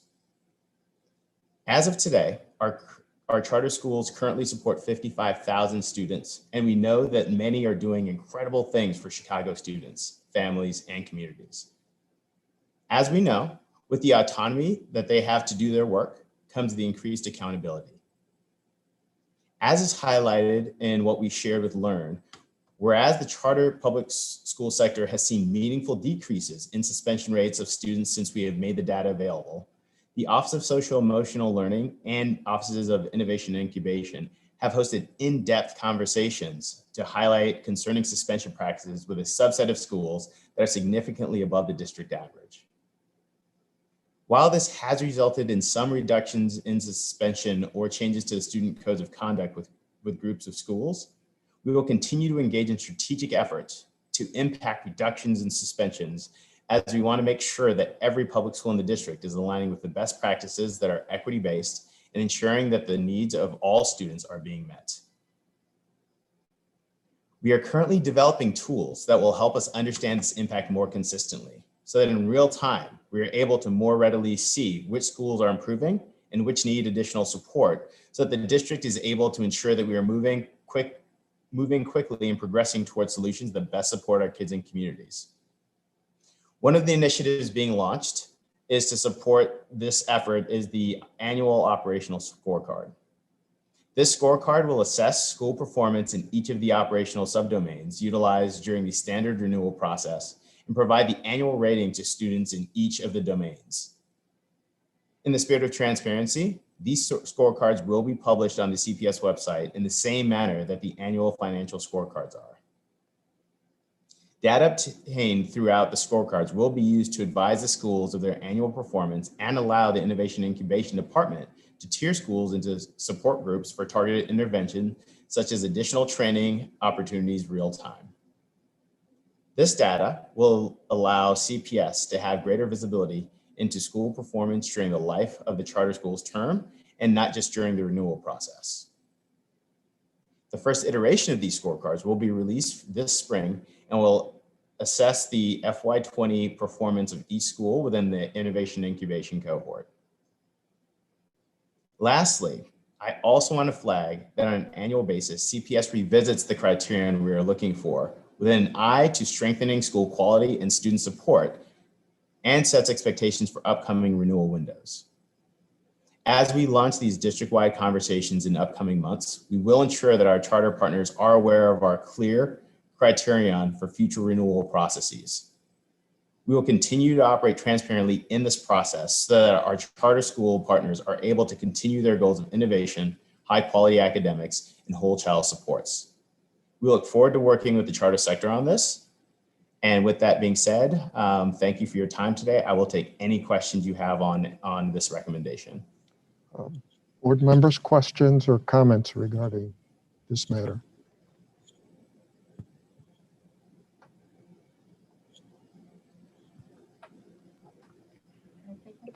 Member Melendez? Oh, go ahead. Yes, Member Melendez and then Vice President Rivera.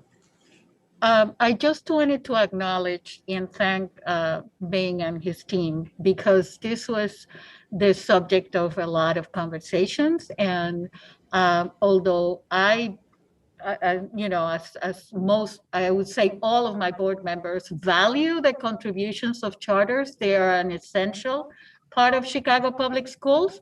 I also welcome these efforts that I think will result in even better quality charter schools in the future.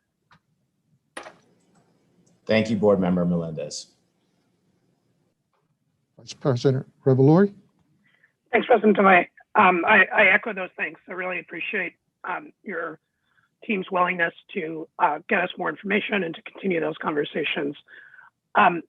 You mentioned one thing that I think is really positive, that there would be ongoing examination and review throughout the term of the charter on these criteria. And I really, really appreciate that that will also be made public. Can you say a little more about the ongoing dialogue as well between your team and each charter organization throughout the period? Does that complement the data that is also being collected, monitored, and shared more? Yeah, so what this is going to enable us to more effectively do is actually share the data on specifically around suspensions, expulsions more readily.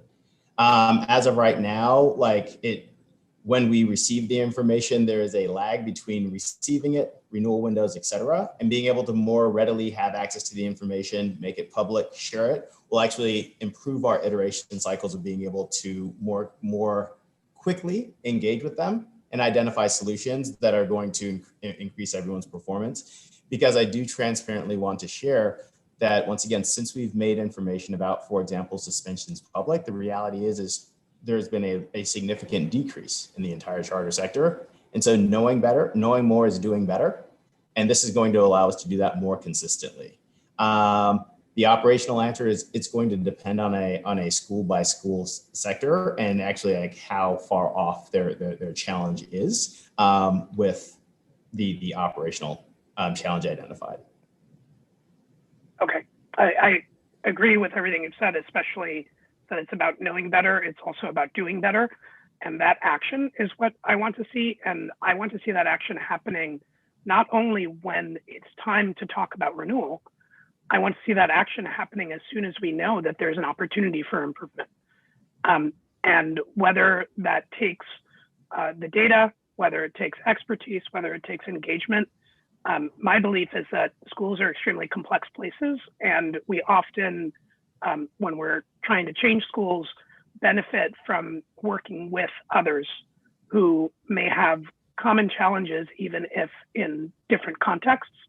And so I would strongly encourage further clarity about how that conversation step will happen, and giving us as a governing body more confidence that it's not just data, it's also action when these issues are uncovered.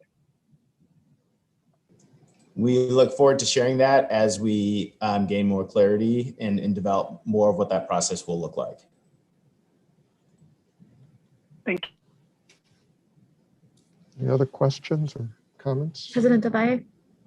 Yeah. Yes.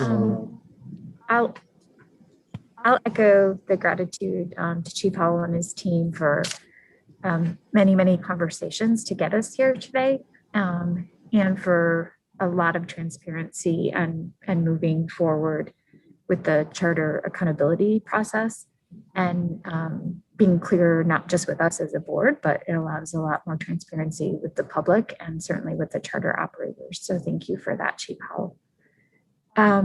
I have a couple questions, and they're small and maybe technical, and a couple comments. But one is, I've actually gotten a question from someone about why other charters have come before us, as even when they're part of a charter network, but we've renewed them individually.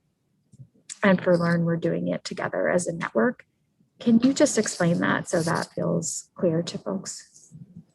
Yeah, a lot of that actually has to do when the charter was authorized. I can get the year specifically, but there was a year in which the policy shifted. And after that point, charters could be treated individually as opposed to being renewal decisions being made as an entire network.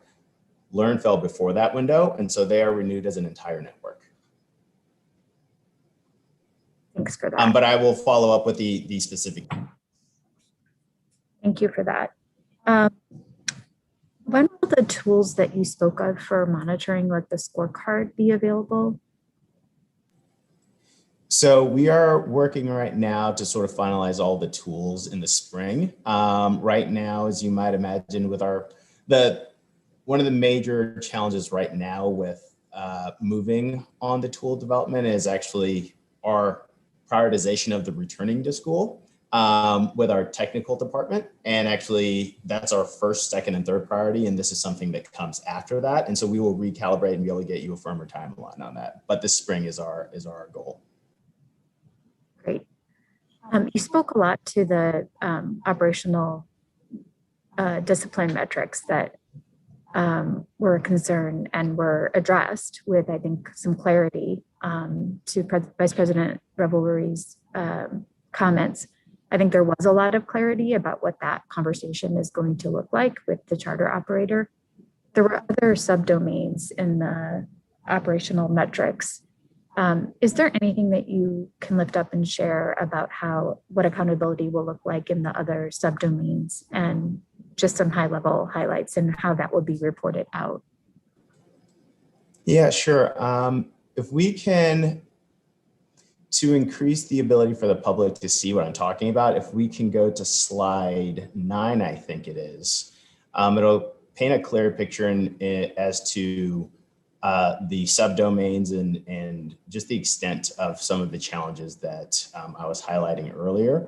Board Member Rome, as you're highlighting, the first bullet point is largely around student discipline. But as highlighted, it also runs into 5 additional domains as well. And the real answer is it depends on each one of these scenarios. The reality is we work extremely closely across all of our charters with our Office of Diverse Learners. And they partner with us in providing not just monitoring, but support consultation calls for improving the diverse learner challenges that are identified in here as well.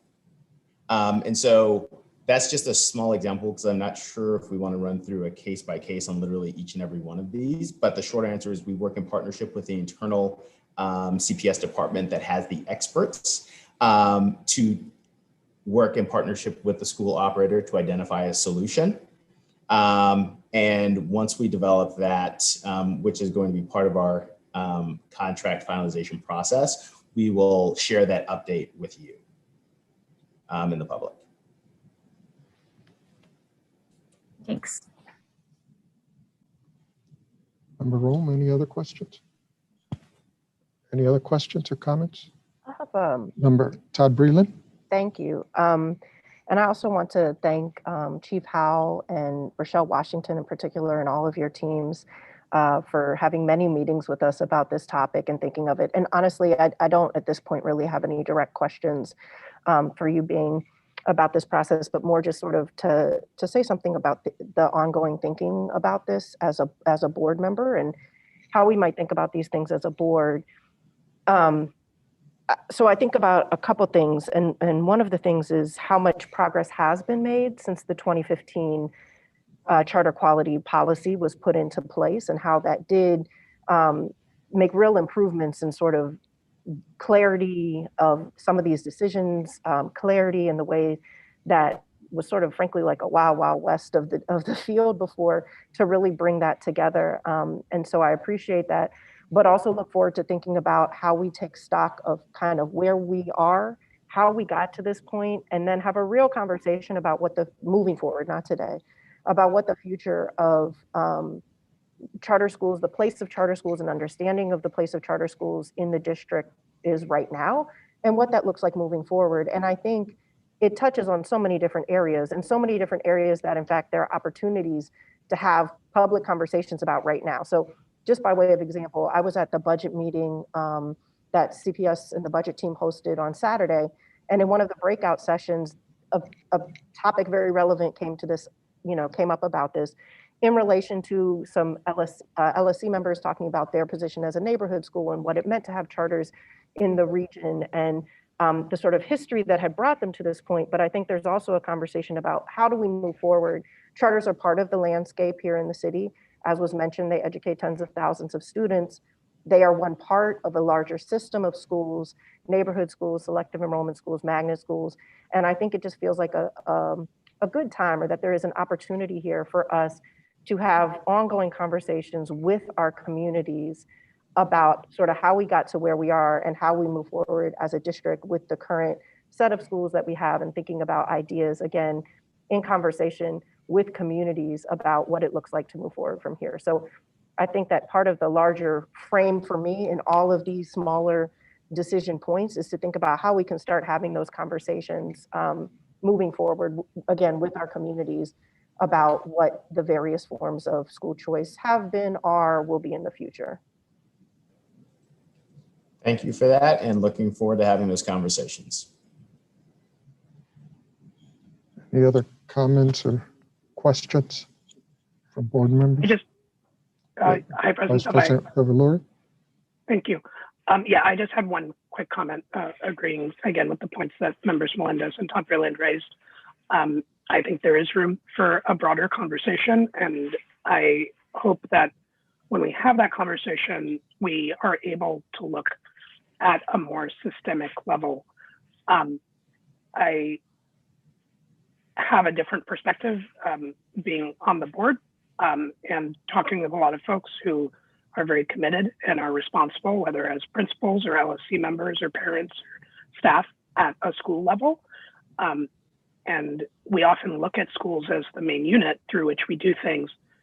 But this is one where I think if we make decisions in isolation at a school level, we may end up with a system that has some problems. And we're facing some of those problems now.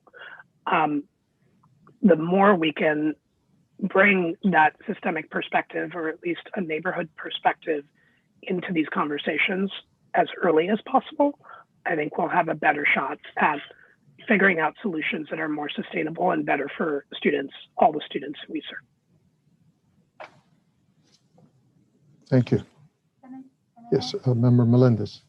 Yes, I just wanted to add to Vice President Revolori's comments, and in part honoring the many public participation voices that we heard today, that hopefully this systemic examination of not only charters, but all schools that are part of CPS really intentionally involves parents and communities, because I think that will only make this process stronger.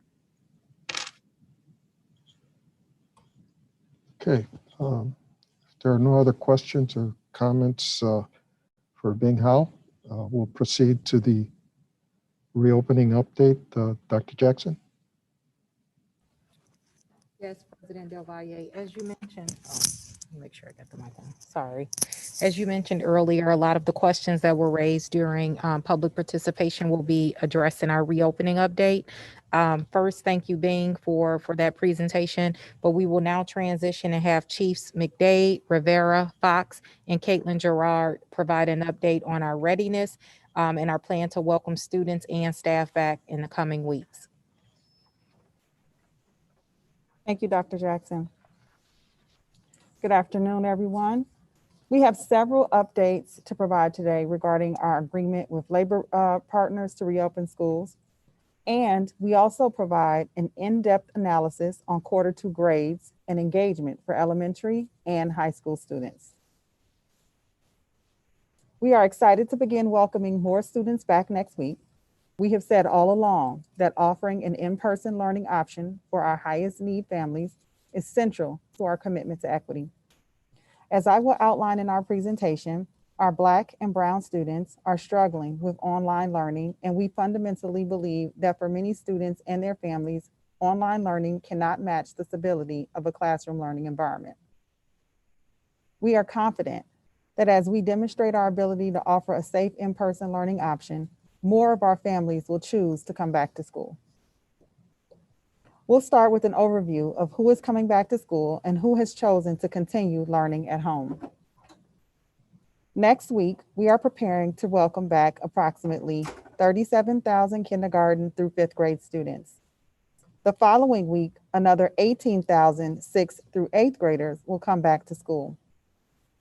Including the 5,000 students in pre-K and cluster programs, that's a total of 60,000 students who have chosen to return to school, which represents nearly 30% of our students in pre-K, cluster programs, and grades K-8. Of the 60,000 students who chose to return, 2/3 are Black and Latino. And of the same 60,000 students, 2/3 are students living in transitional housing or identified as economically disadvantaged. Simply put, when the majority of students who chose to return are economically disadvantaged or students of color, it becomes very clear why reopening schools is a matter of equity. Let's now take a look at how our students are performing since the beginning of the school year. This is Q2 year-to-date attendance. The district overall has seen a 1.9% point decrease in attendance this year relative to the same time last year. The attendance drop was most notable in high schools and non-district managed schools, with 4.3 and 6.3% point decreases respectively. And we see here that the drop in attendance was most notable in our African American students, who saw a 4.5 percentage point drop, followed by Latino students who saw a 1.4 percentage point drop in attendance. We also saw larger decreases in attendance among our priority groups when compared to the district average, with the exception of English learners. Especially significant was the attendance drop among our students in temporary living situations. We also saw declines in attendance across all grade levels relative to last year, with the most significant drops in attendance happening in high school, followed by our youngest learners.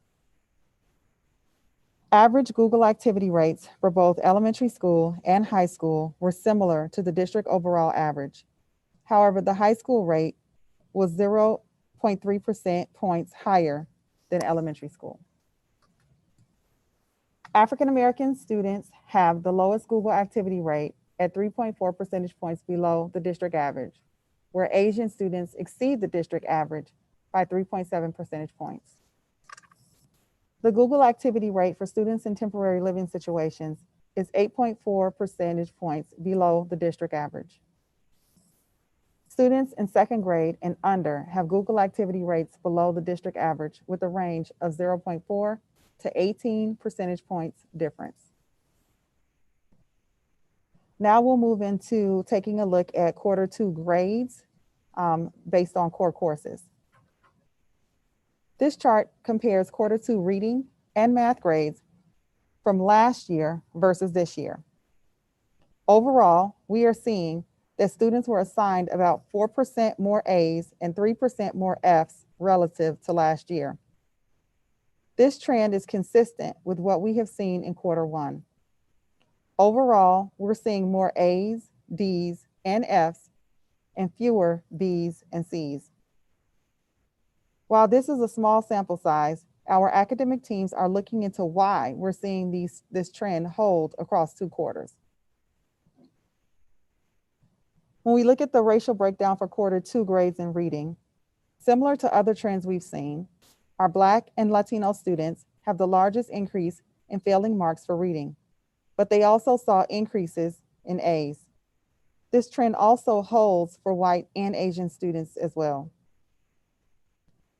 When we take a look at math, African American and Latino students also had the largest increase in failing marks for math compared to students of all other races. This is consistent with what the data showed us on the prior slide for reading.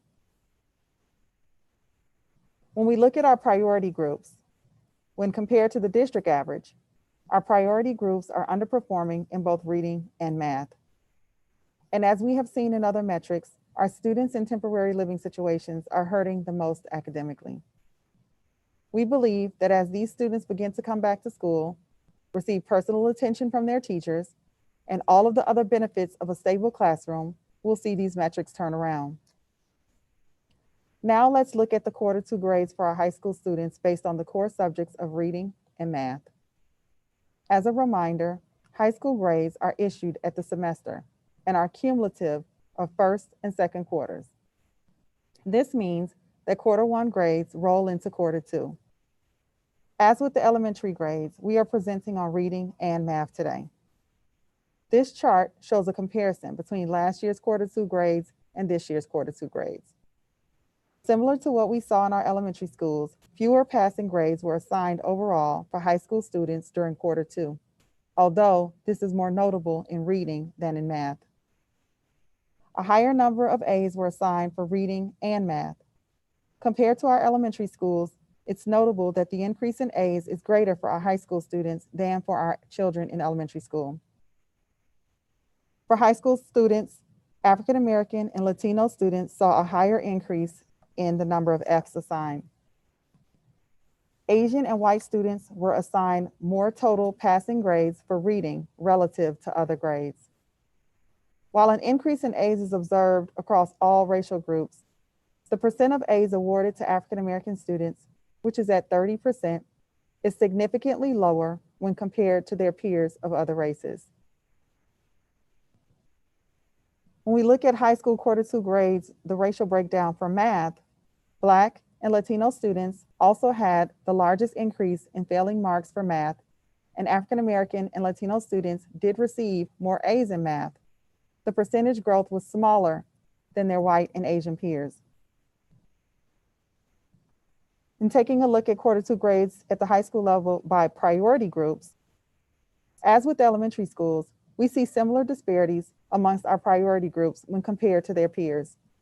And similar to elementary school students, high school students in temporary living situations are falling the furthest behind. It is evident that remote learning isn't working for many students, and the takeaway from this sobering data is the need to reopen schools for students who want to come back. That's why we created a task force with our labor partners to explore how we can offer in-person options for our high school students. With that, I'll now hand it over to our Labor Relations Officer, Caitlin Gerard, who will provide an update on our new labor agreements. Thank you, Chief McDade. Earlier this month, the district reached an agreement with our labor partners to reopen schools. We believe this agreement will help ensure we have the safest possible learning environment for our students. In addition to our students in pre-K and cluster programs, we're looking forward to welcoming our K-5 students back to school next week, followed by our 6th through 8th graders on March 8th. Our comprehensive agreement also prioritized vaccinations for 2,000 pre-K and cluster staff members, as well as staff members with medically vulnerable household members through a partnership with Walgreens and the Chicago Department of Public Health. Under the agreement, the district will revert to online learning for at least 14 calendar days if the city's COVID-19 test positivity rate, as captured by the 7-day rolling average, meets the following criteria. The rate increases for 7 consecutive days. The rate for each of those 7 consecutive days is at least 15% higher than the rate 1 week prior, and the rate on the 7th day is 10% or greater. CPS will resume in-person learning after 14 days or when the positivity rate falls below the criteria above. For context, the city's current positivity rate is under 4%, and we are hopeful that it continues to reduce. In addition to agreeing to accommodations for all teachers and support staff who either have conditions that pose an elevated risk for COVID-19 or who are the primary caregiver for family members who have an increased risk of severe illness, the district is also working to provide as many additional accommodations as possible to teachers and staff. The district will also establish district level and school level health and safety committees charged with ensuring safety and mitigation measures are implemented appropriately and consistently across CPS. The district level committee, which met for the first time last week, will also develop a checklist for school level committees to use. They will also be responsible for reviewing system-wide concerns as well as issues escalated from school level committees. Additionally, we will be convening a high school task force to begin conversations about reopening high schools with CTU, and we are hopeful of meeting with the union this week. A comprehensive outline of the agreement, including our health and safety protocols, is also available at cps.edu/reopening. We are also able to reach an agreement with SEIU Local 73 that honors the work of their members, many of whom have been coming to work in person since the beginning of the pandemic, to provide security to school buildings, support nutrition's distribution of millions of meals, and clean classrooms and school buildings. With that, I'm going to turn it over to Bogdana Shakambova, who will provide an update on school readiness and high school reopening. Thank you, Caitlin. Since the fall, we have been collecting data on school readiness. Families and members of the public are encouraged to review the school readiness at the cps.edu/readiness. The data you view on this dashboard is updated on a regular basis with information about facilities, delivery of devices, HEPA air filters, face covering, hand sanitizers, and other materials that are necessary to support the health and wellness of our school communities. Our school communities have been working hard to prepare schools, and they're ready to welcome students back. Now let's talk about high school reopening. Has been mentioned in several comments and presentations thus far. We're working to provide in-person learning options for our high school students. In addition to forming a high school task force with CTU to explore reopening models and options, we are opening 3 new high school learning hubs starting in March. The first one is in Richards Career Academy with a capacity of 60 students, Corliss High School with 60 students, and Wells Community Academy with 50 students capacity. While only the students enrolled at these high schools will be eligible to enroll at the hubs, we have given schools the flexibility to use out-of-school time partners and providers to support remote learning supervision and services for high school students. I'm now going to turn it over to Adrian Segura, who will provide an update on a stakeholder engagement. Thank you, Bogdana. As we have since the beginning of the pandemic, we're committed to communicating openly with our students and families and engaging with our school communities and partners in our shared mission. This commitment is more important now more than ever, as each family has a personal decision to make about whether to send their child to school to learn in person. We heard loud and clear that families who are ready for in-person learning have weighed their options and ultimately arrived at their decision for various reasons. FACES called over 25,000 families to discuss their child's learning preferences, 50,000 families to help them get connected to the internet through our Chicago Connected program, and hosted 2 parent roundtables to discuss reopening with families. We'll continue to listen to our families and use their feedback to inform our work. As part of these conversations, we're also exploring opportunities to lift up their voices and help our families tell their stories about their experience this year. We hope to begin sharing our family stories on the district's website and on social media in the coming weeks. Our Ask the Expert series continues to be a success. We invited 15 district leaders to answer questions from our families, and we'll continue producing content that's responsive to our families' needs. Tomorrow, we'll have Helen Antonopoulos to talk about social emotional needs and supports from 4 p.m. to 5 p.m. We've also continued to engage our LSCs, CACs, and faith leaders and provided tailored materials to ensure they're informed and engaged in the district's work. Dr. Fox will now update you on vaccine distribution and important health reminders. Thank you, Adrian, and good afternoon, everyone. As of February 23rd, the district has offered vaccination opportunities to nearly 15,000 employees. We've developed a survey to track COVID-19 vaccine status and sentiment among employees, and we've launched a new webpage, cps.edu/vaccinations, and added to the reopening webpage to show and to share the district's work in this domain.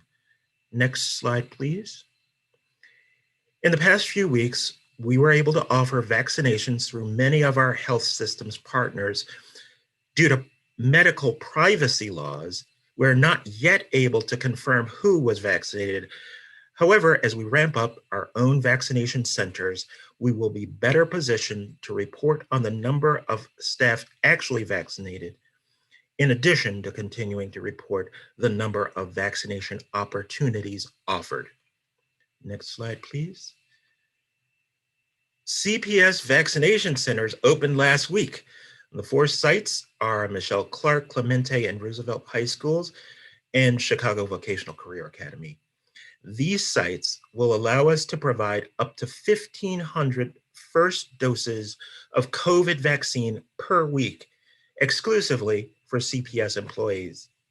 While we encourage staff to work with their healthcare provider or pharmacy to get vaccinated as soon as possible, our vaccination centers will fill a critical need and offer our staff greater options and access to vaccination despite current overall limitations in the supply of vaccine doses. Next slide, please. Equity is at the heart of our COVID-19 strategy.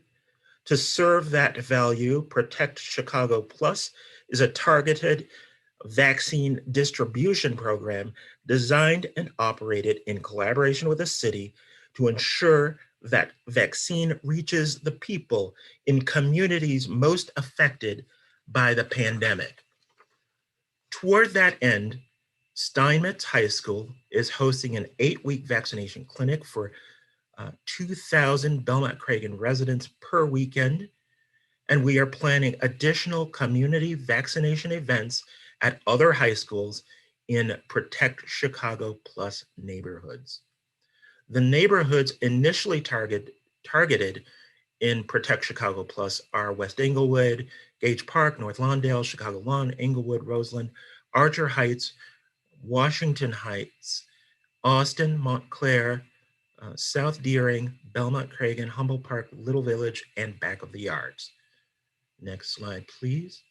We continue to work closely with the Chicago Department of Public Health and our health system partners, and will share additional opportunities for COVID-19 vaccination for CPS employees as more doses become available.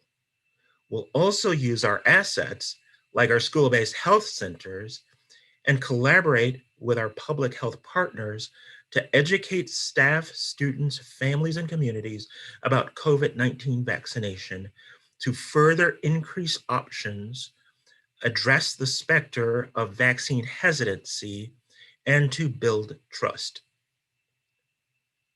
Now we'll switch gears to cover 2 final items. First, an update on surveillance testing. Now, COVID-19 surveillance testing helps us measure and monitor the prevalence of COVID-19 among asymptomatic staff in our schools. And we continue to test employees who have returned to school twice a month using the BinaxNOW rapid test. Since we started testing, we've administered 14,153 tests via more than 2,400 school visits. And good news, that immense effort has uncovered only 20 presumptive positive COVID cases. We update the surveillance data daily, and it's available to the public at cps.edu/reopening 2020. In addition, for transparency and public awareness, the district is tracking and reporting COVID-19 cases at cps.edu/tracking-COVID. Next slide, please. Anyone entering a CPS building for more than 10 minutes, including students and staff, will be required to complete a health screener before coming to the building to ensure they are free of COVID-19 symptoms and to support any contact tracing efforts. The daily health screener asks about COVID-19 symptoms a person may have, as well as any significant COVID risks, like recent travel or potential exposures to COVID-19. The daily screener is available at 4:30 a.m. each day and must be completed each morning at least 1 hour prior to the start of school. There are 2 ways to access the health screener. One way is through text message. If your contact information is up to date and you have not opted out of receiving text messages from CPS, you will receive a text every morning with a link to the health screener. The health screener is also available online at cps.edu/health screener. It's also important that people promptly self-report positive COVID cases to us so we can act to reduce the risk of spread. Please be aware that the district will not act on secondhand COVID reports, speculation, rumors, or anything other than direct information provided by self-reporters who consent to share their confidential, legally protected health information with us. Lastly, we know that cloth face coverings are one of the most effective ways to prevent the spread of COVID-19. This can be a challenge for a small number of students, but even among our youngest learners, I'd say, are wearing their masks in school. The fact is, they do it. We think it is helpful to talk to your child about the importance of wearing cloth face coverings and to model that behavior by wearing a mask when you go out and whenever social distancing is not possible. Parents and guardians may request a cloth face covering accommodation for their child if a specific medical condition that would prevent its use is documented by a healthcare professional. An accommodation request form is available on page 10 of the reopening guide for parents at cps.edu/reopening 2020. Each request will be evaluated on a case-by-case basis. Finally, I want to remind everyone of the power you hold and the vital role each of us plays in keeping ourselves, our families, and our communities safe. The layers of protection put in place for in-person learning are strengthened by the choices you make at home.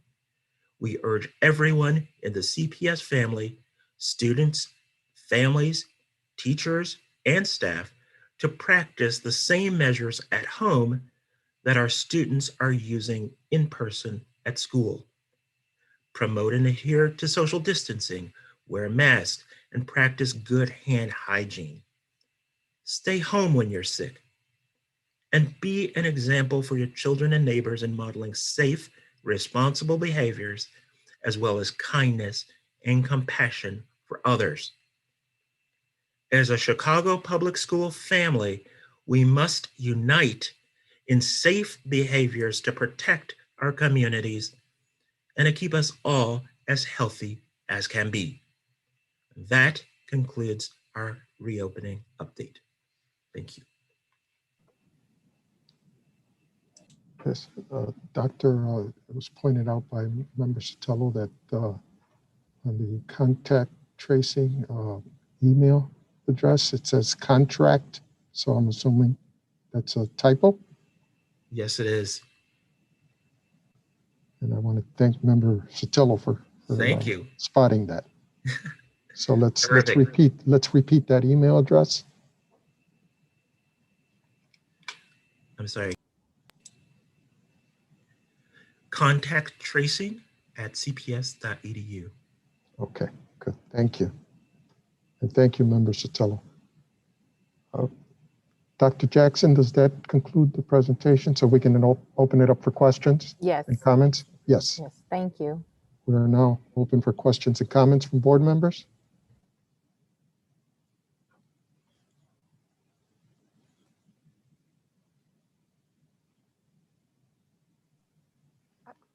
Can I ask a question? Member Elizabeth Tabrila? Yeah, thank you.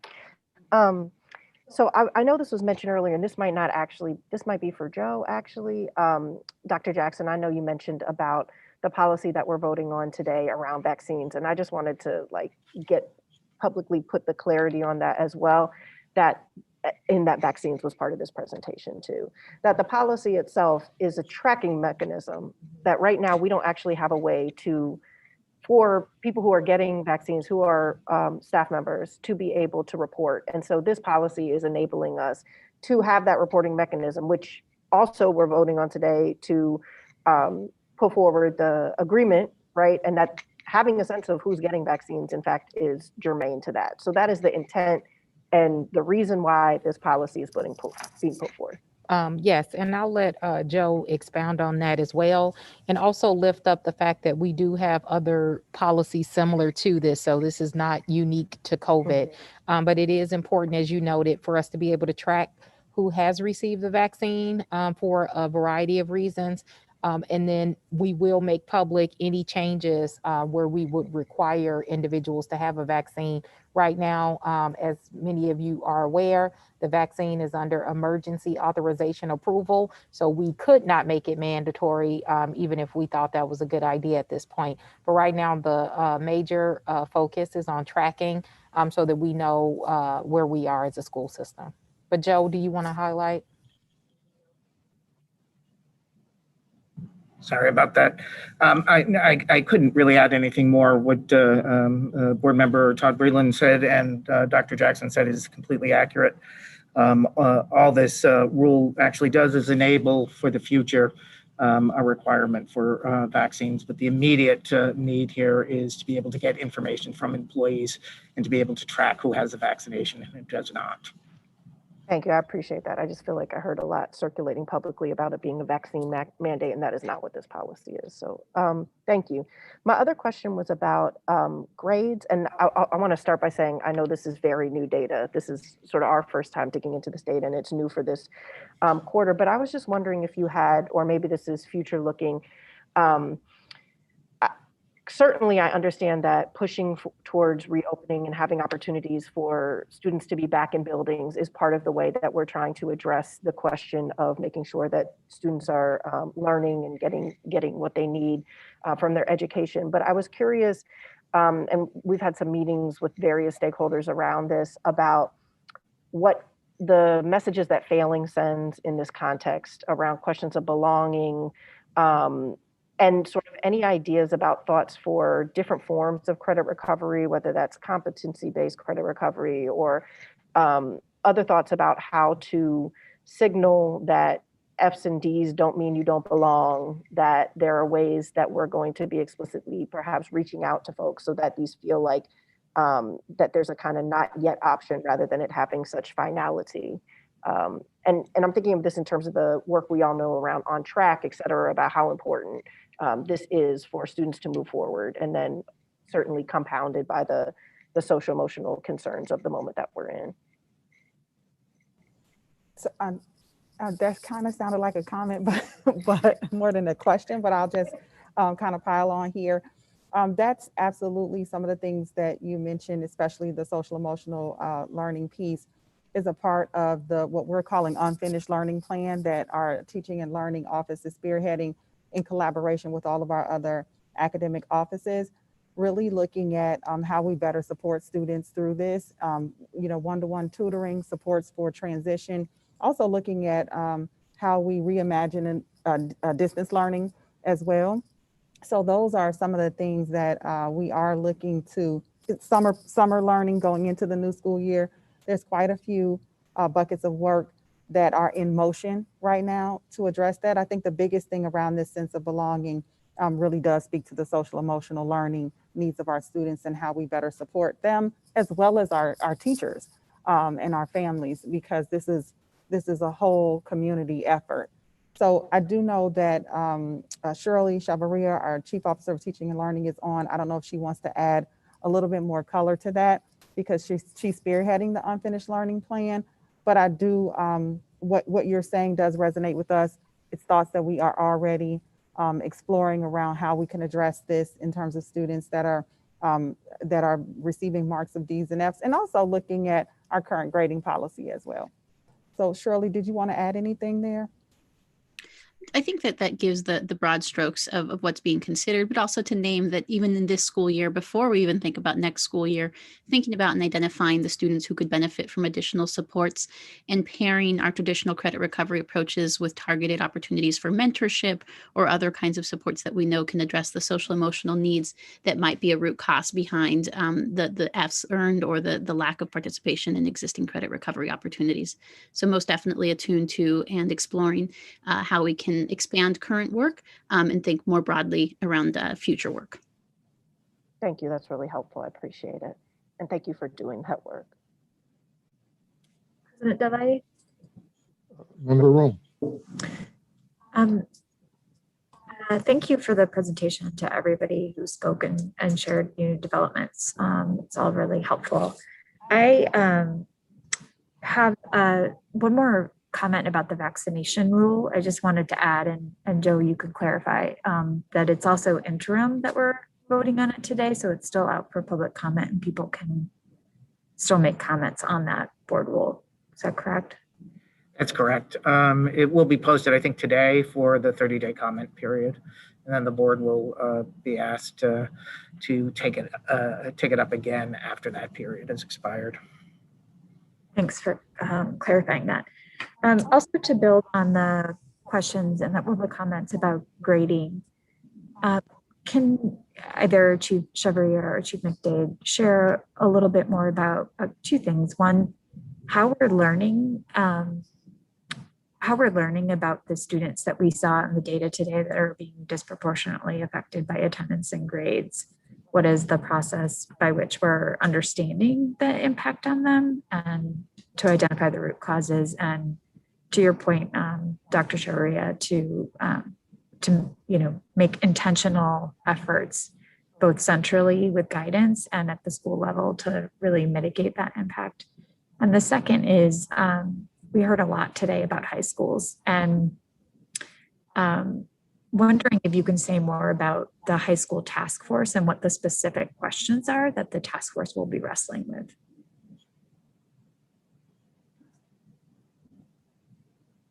I'm sorry, can you say the last question on high school again? Yeah, what are the key issues or questions that the task force is going to be wrestling with?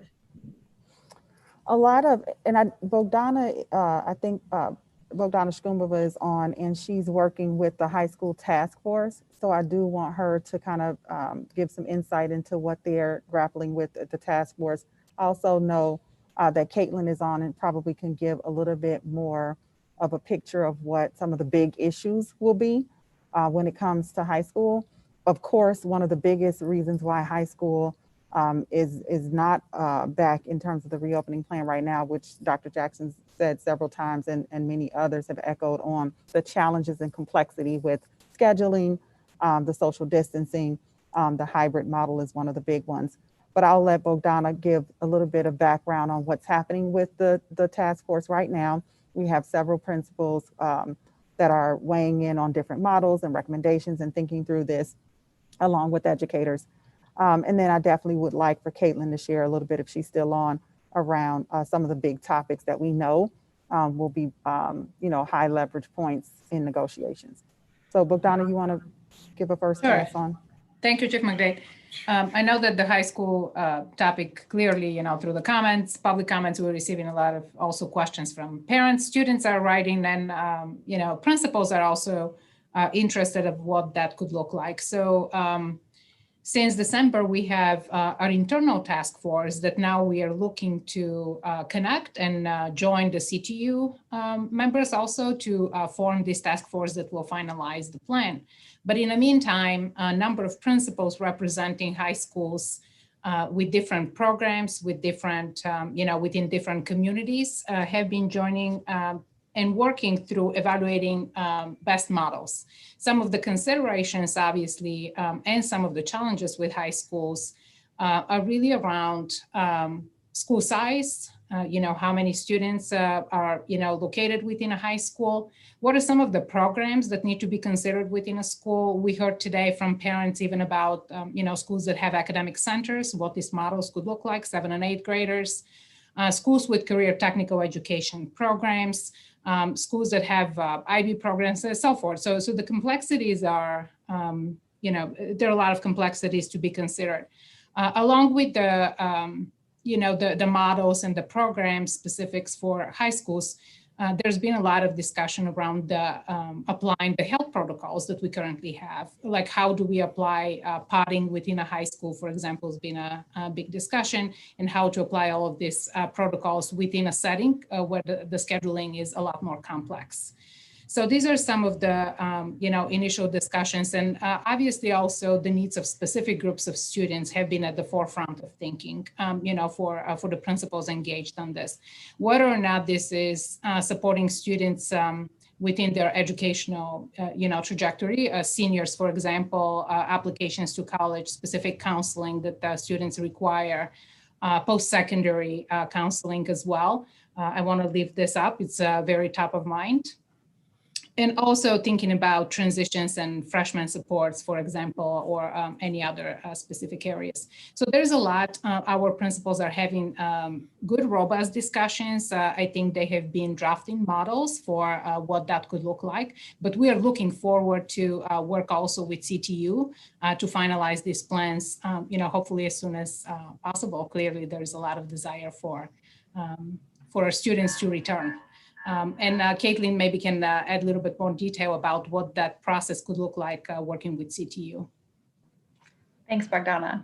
I would just add on what has been raised here, that we are going to build on the good work that's already been done by our internal task force, which, for the labor work is an incredible resource. And so we're very happy to have that as something to build upon. The engagement with CTU has already kicked off, as we mentioned. I believe Dr. Jackson stated when we started that we've formally requested CTU to get started on the task force, and we are hopeful to meet as early as this week. We also spoke with our internal team earlier this week as well, and talked about what the bargaining is going to look like. It is a little different than traditional contract negotiation or even the negotiations we just went through on the broader reopening plan, in that the parties have agreed to utilize interest-based bargaining and secure the support of a facilitator. Interest-based bargaining means that the parties will focus on their priorities and goals and work together to develop plans to get there. So it's just a little different. It's much more collaborative, we're hopeful, as a style in general.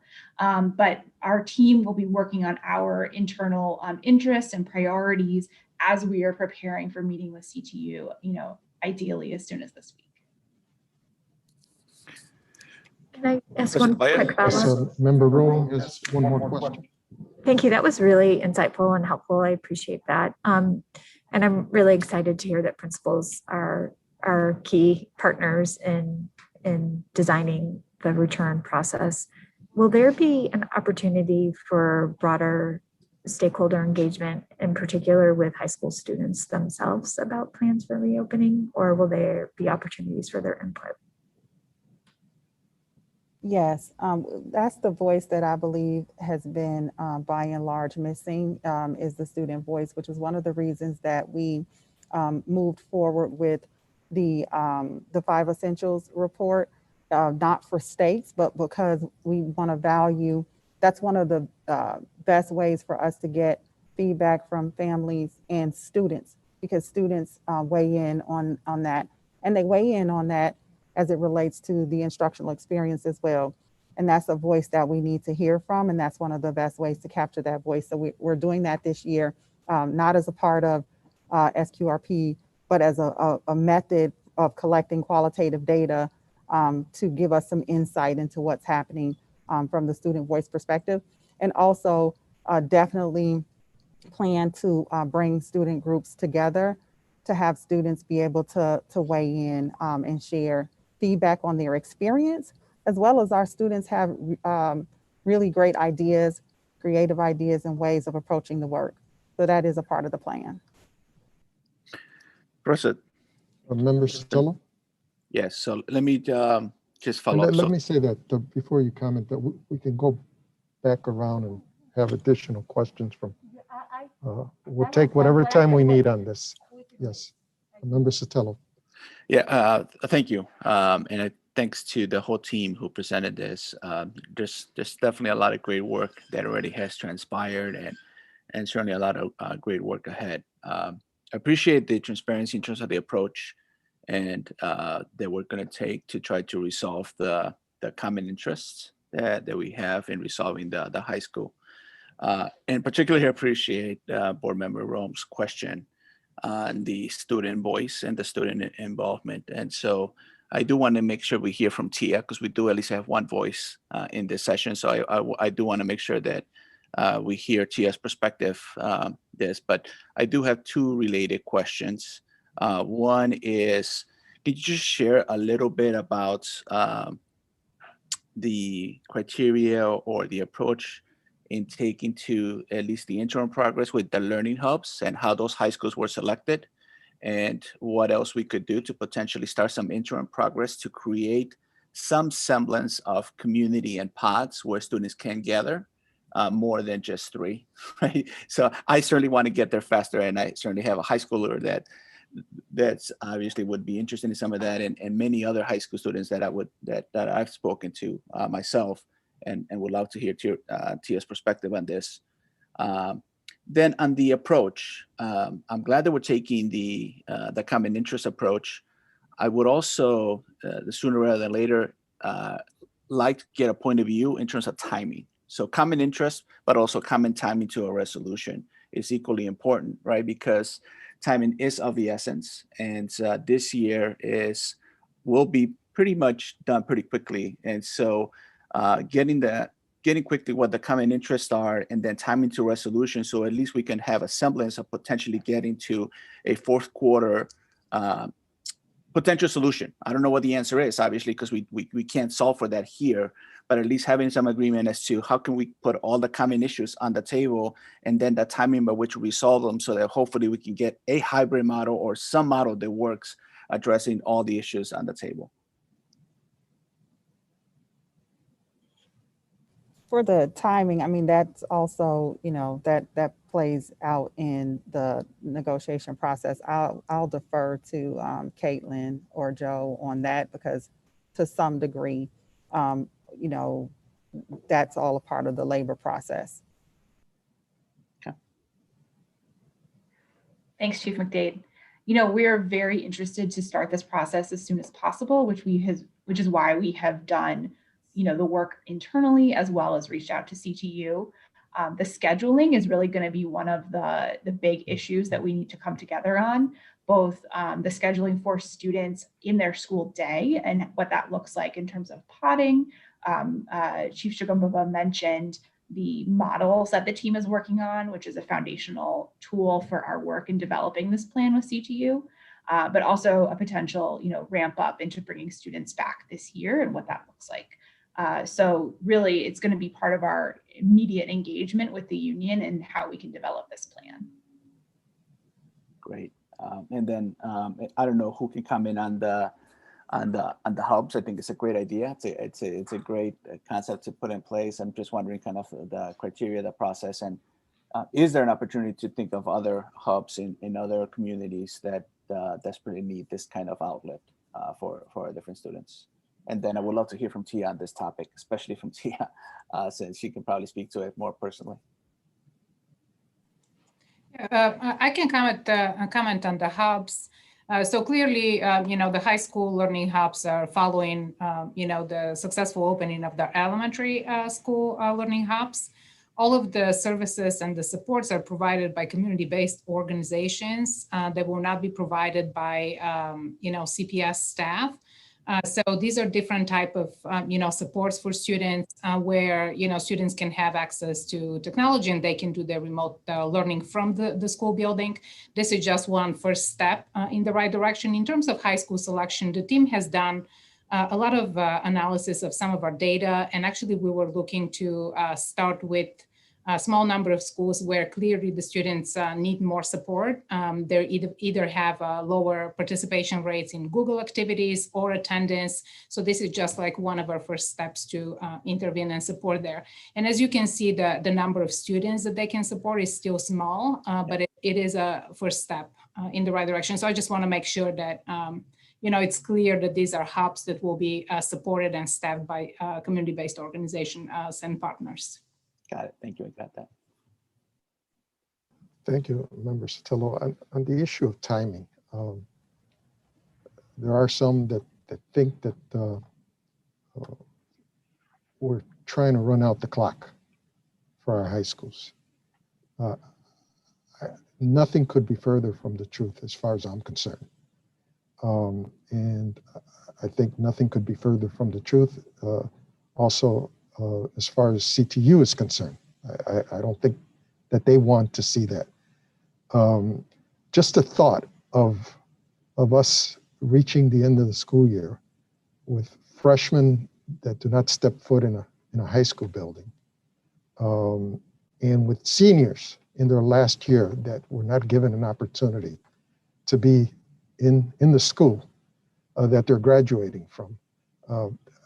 That's totally unacceptable. I don't think it's acceptable to anyone. And so the question of timing is very, very important. And we have some experience now with preschool through 8. Let's all of us put that experience to work and put these discussions on a much faster track so that we can reach an agreement and get our kids back into our high schools in a different way, of course. The complexities are there. We're not going to be able to bring everyone back in 5 days a week. I'd love to be able to do that. We're just not going to be able to do that. But I hope that everyone agrees to the goal of making sure that our kids, our high school students, can come in, even in limited fashion, as we work out scheduling and other kinds of issues.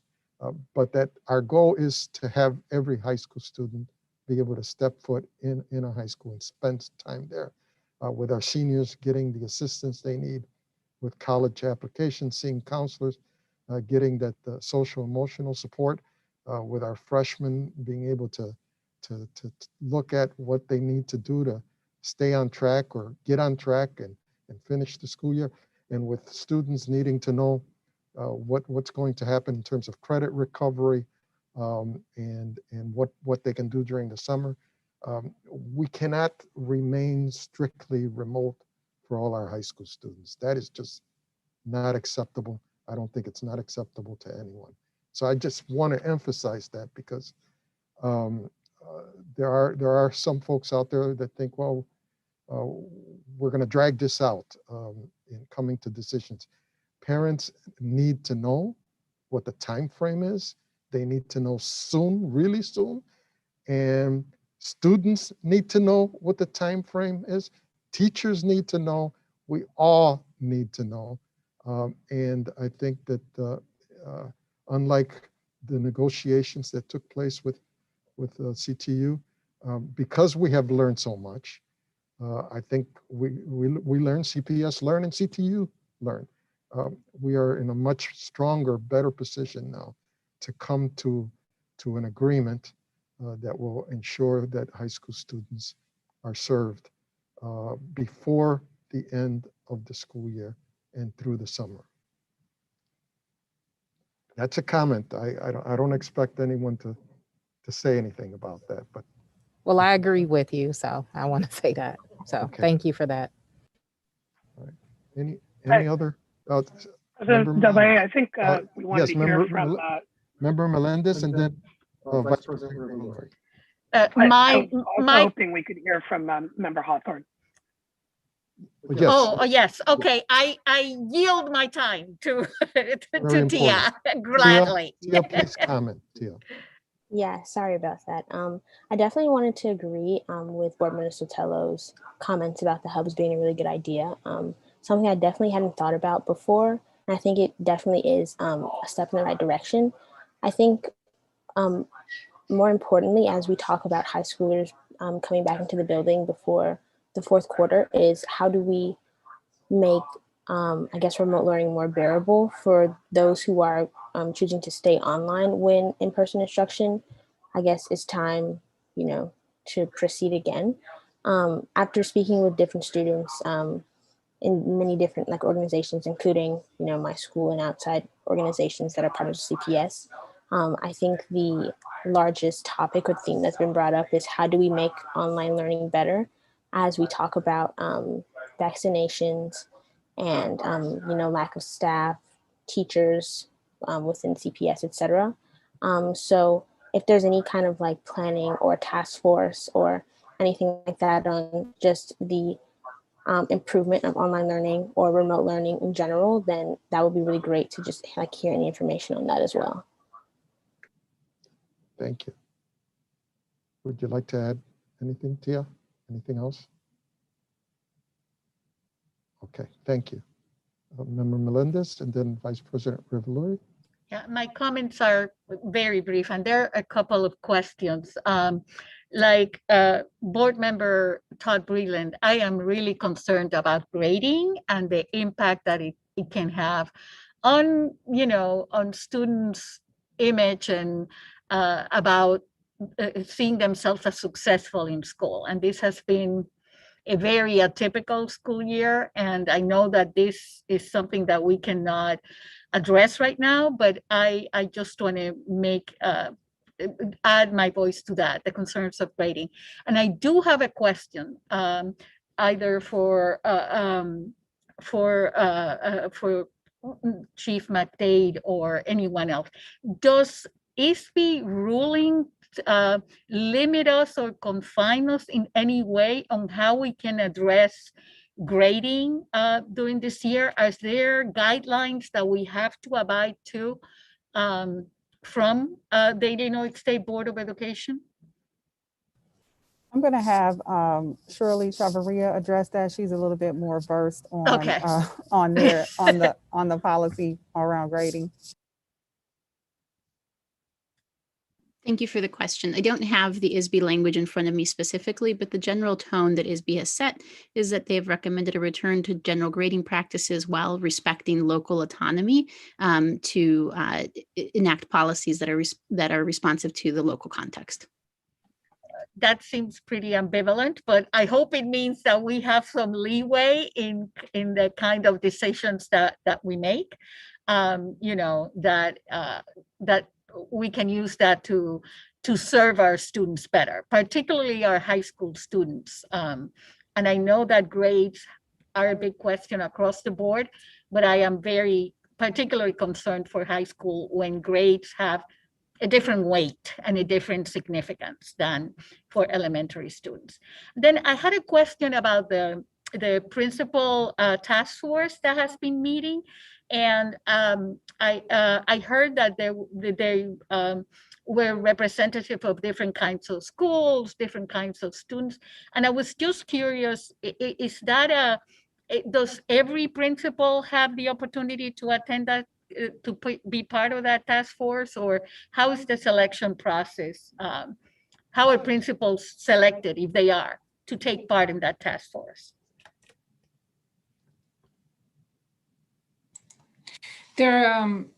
Definitely there were considerations, obviously, for different, networks, for all the networks to be represented and different school models represented.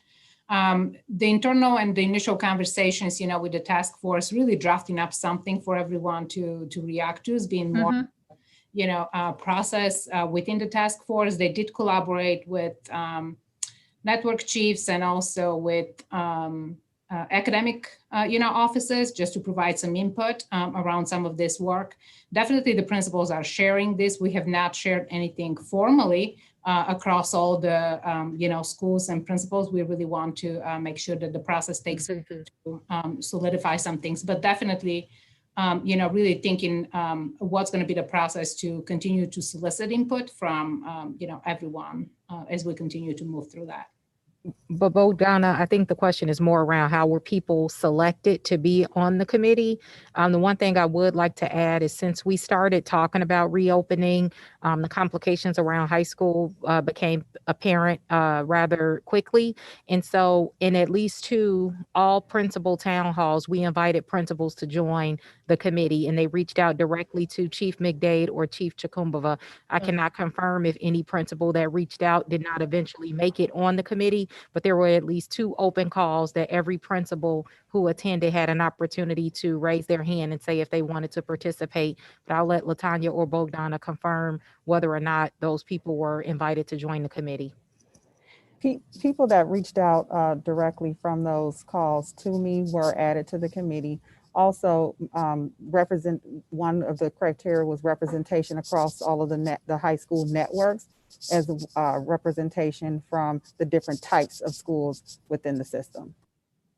Thank you. Thank you. I appreciate all the valuable information. And thank you, Chief Chavarria, too, for the answer to the ISB question. Vice President Revolori. Thanks, President Tavares. I won't promise to be brief like Member Melendez, but hopefully these are questions. But before the questions, I just wanted to say thank you for all this clarifying information, for everything that you're sharing with us and with the public. I think that communication is absolutely key where we are right now, but also for all of the work. I think it's totally appropriate to call this a Herculean effort at the district level and then across our many schools to get them ready for a safe reopening and prepare for this new normal that we're in for a bit. I had first a question rewinding way back on the vaccine. And it seems like this might be appropriate for Joe in that it's related to the policy. Joe, I was wondering if you could give some context about what CPS policies are for other vaccines that are already approved. And are those policies that really we have put in place on our own, or are they mandated for us by other regulations or other levels of government?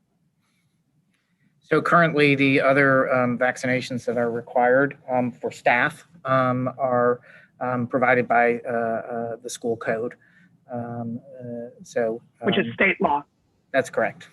Got it. Correct. And ISB also has a series of requirements for vaccinations for students, also authorized by state law. And those are all vaccines that have received full FDA approval. That's not correct. Emergency approval. Okay, That's thank correct. you. And those have been in force for a long time, is what I understand. That's accurate, yes.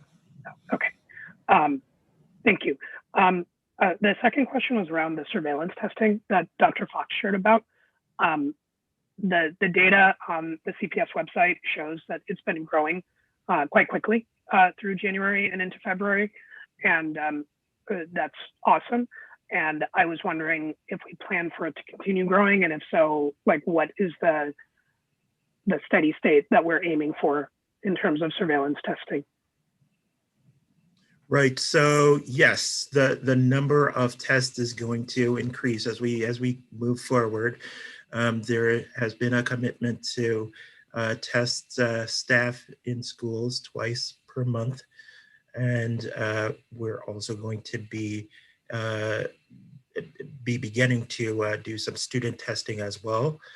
We want to keep that. I mean, what we want is that number to be as low as possible. You know, we don't want any surprises, but we're monitoring.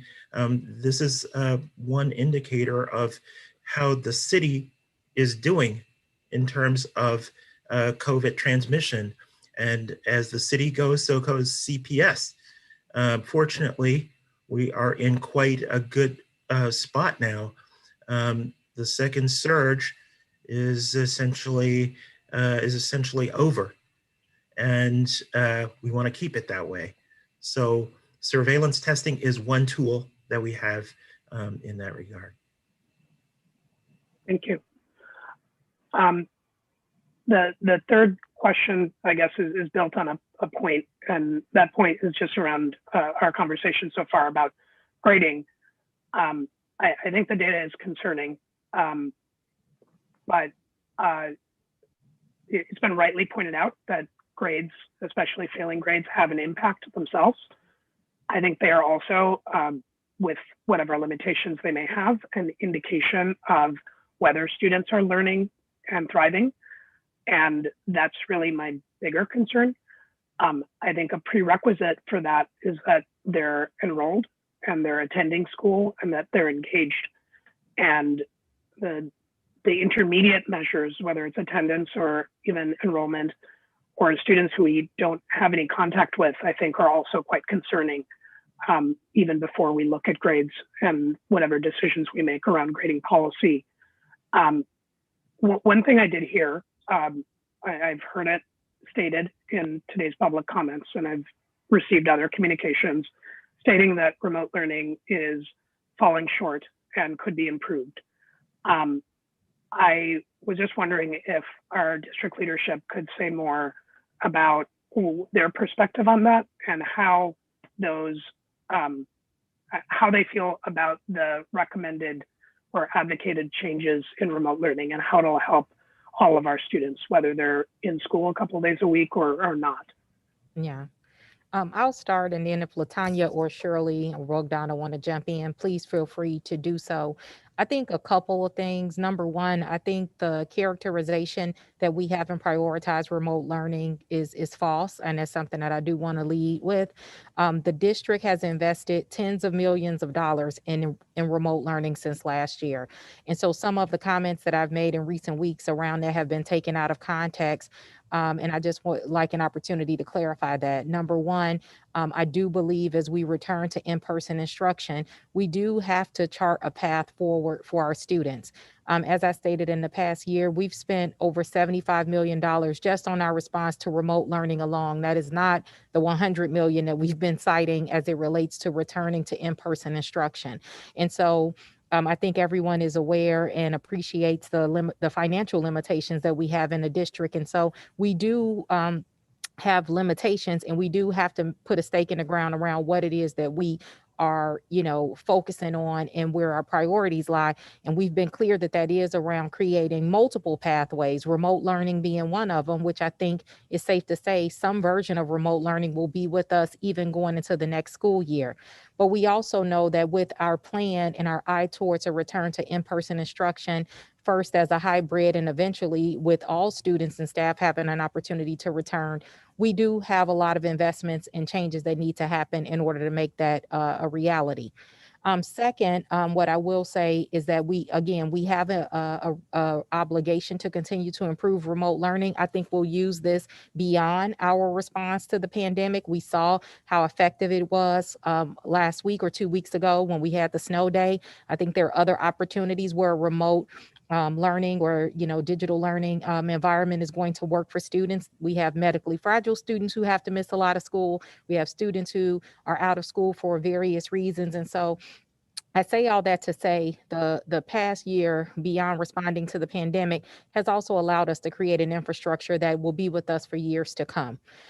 Shirley, I'll let her in a second talk about all of the training that we've done around teachers to support them and that we will continue to do. But one key component that has been outlined with regard to remote learning that I do think we have to address directly is the proposal to reduce instructional time. I've commented on this several times. We will not reduce instructional time for remote learning.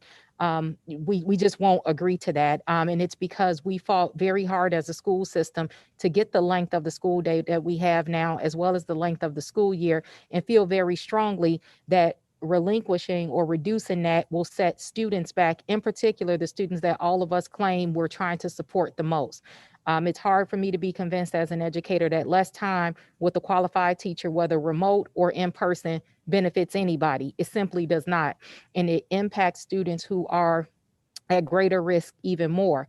With that said, we do have to think about how we use that time wisely, which is why, and I'll let Shirley outline this in more detail, we were very thoughtful in our planning around synchronous versus asynchronous time. I think there are some schools that have gotten this right and have been very creative, but we've also heard from students where maybe that's not happening. And I think that's an opportunity where the district has to step up and work directly with school leaders to make sure that there is a place where if time on the computer is excessive, is exceeding what the district has mandated, those issues definitely need to be addressed. But there have been proposals that people are upset about that reduce the school day by the length of the week by a full school day. We cannot support that as a school system.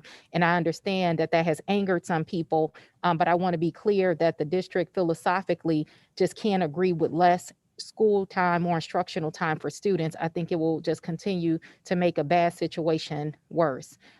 Shirley, I don't know if you want to clarify a couple of the points that I raised, and then LaTanya, please feel free to add any additional perspective. I was just going to add really quickly, when we think about enhancing or improving distance learning, we also have to think about that within the context of infrastructure and resources that we already have in the district. For example, the Curriculum Equity Initiative. We are underway with that, a full launch of the Curriculum Equity Initiative with all across the subject areas will be in July, so going into the new school year. As Dr. Jackson stated, knowing that remote learning will be with us, we'll be better poised to improve remote learning with it being grounded in the Curriculum Equity Initiative, which is a digital source for curriculum resources. So that's one thing. That also comes with additional support.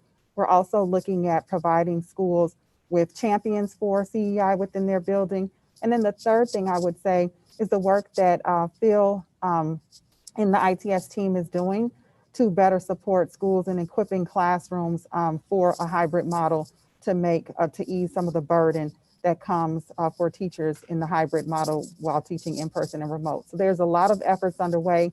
I definitely would also like to have, if Phil is on, talk a little bit about some of those efforts, increasing bandwidth capacity, we're right now looking at our ed tech solutions and making recommendations for high quality ed tech solutions. All of those things come into play when you think about improving distance learning. It's not just about reducing screen time, it's about enhancing the quality of the experience that comes with distance learning. So I do want, Shirley, if you could talk a little bit about the professional development or any other aspects that I may have left out. And if Phil is on, I also would like for him to talk about the incredible work that the ITS team is doing to enhance this educational experience opportunity. Yeah, absolutely. Happy to speak to several of the points that were elevated. So in terms of recommendations for improving remote learning and speaking about time limits or minute requirements, I won't speak to those. I think Dr. Jackson has spoken to that very clearly. But in terms of the quality instructional experience, very clearly from a standpoint of Chicago Public Schools, we've elevated particularly that asynchronous time is both digital time or non-digital time. We've offered ample professional learning to help school leaders and teachers understand what that can and should look like. But there is no stipulation, requirement, or vision that that should be fully digital time. We further have offered professional learning since August to support remote learning, and will continue to offer professional learning to support the quality of remote learning. In the time from August to December, we have offered over 200 plus distinct professional learning opportunities with a total of over 105,000 participants who've engaged in professional learning with us, and we remain committed to doing so. Particularly as we've made this transition towards hybrid learning, we've offered a 4-part series that helps educators think about how to plan for and how to deliver effective hybrid instruction that thinks about the needs of both in-person and remote students.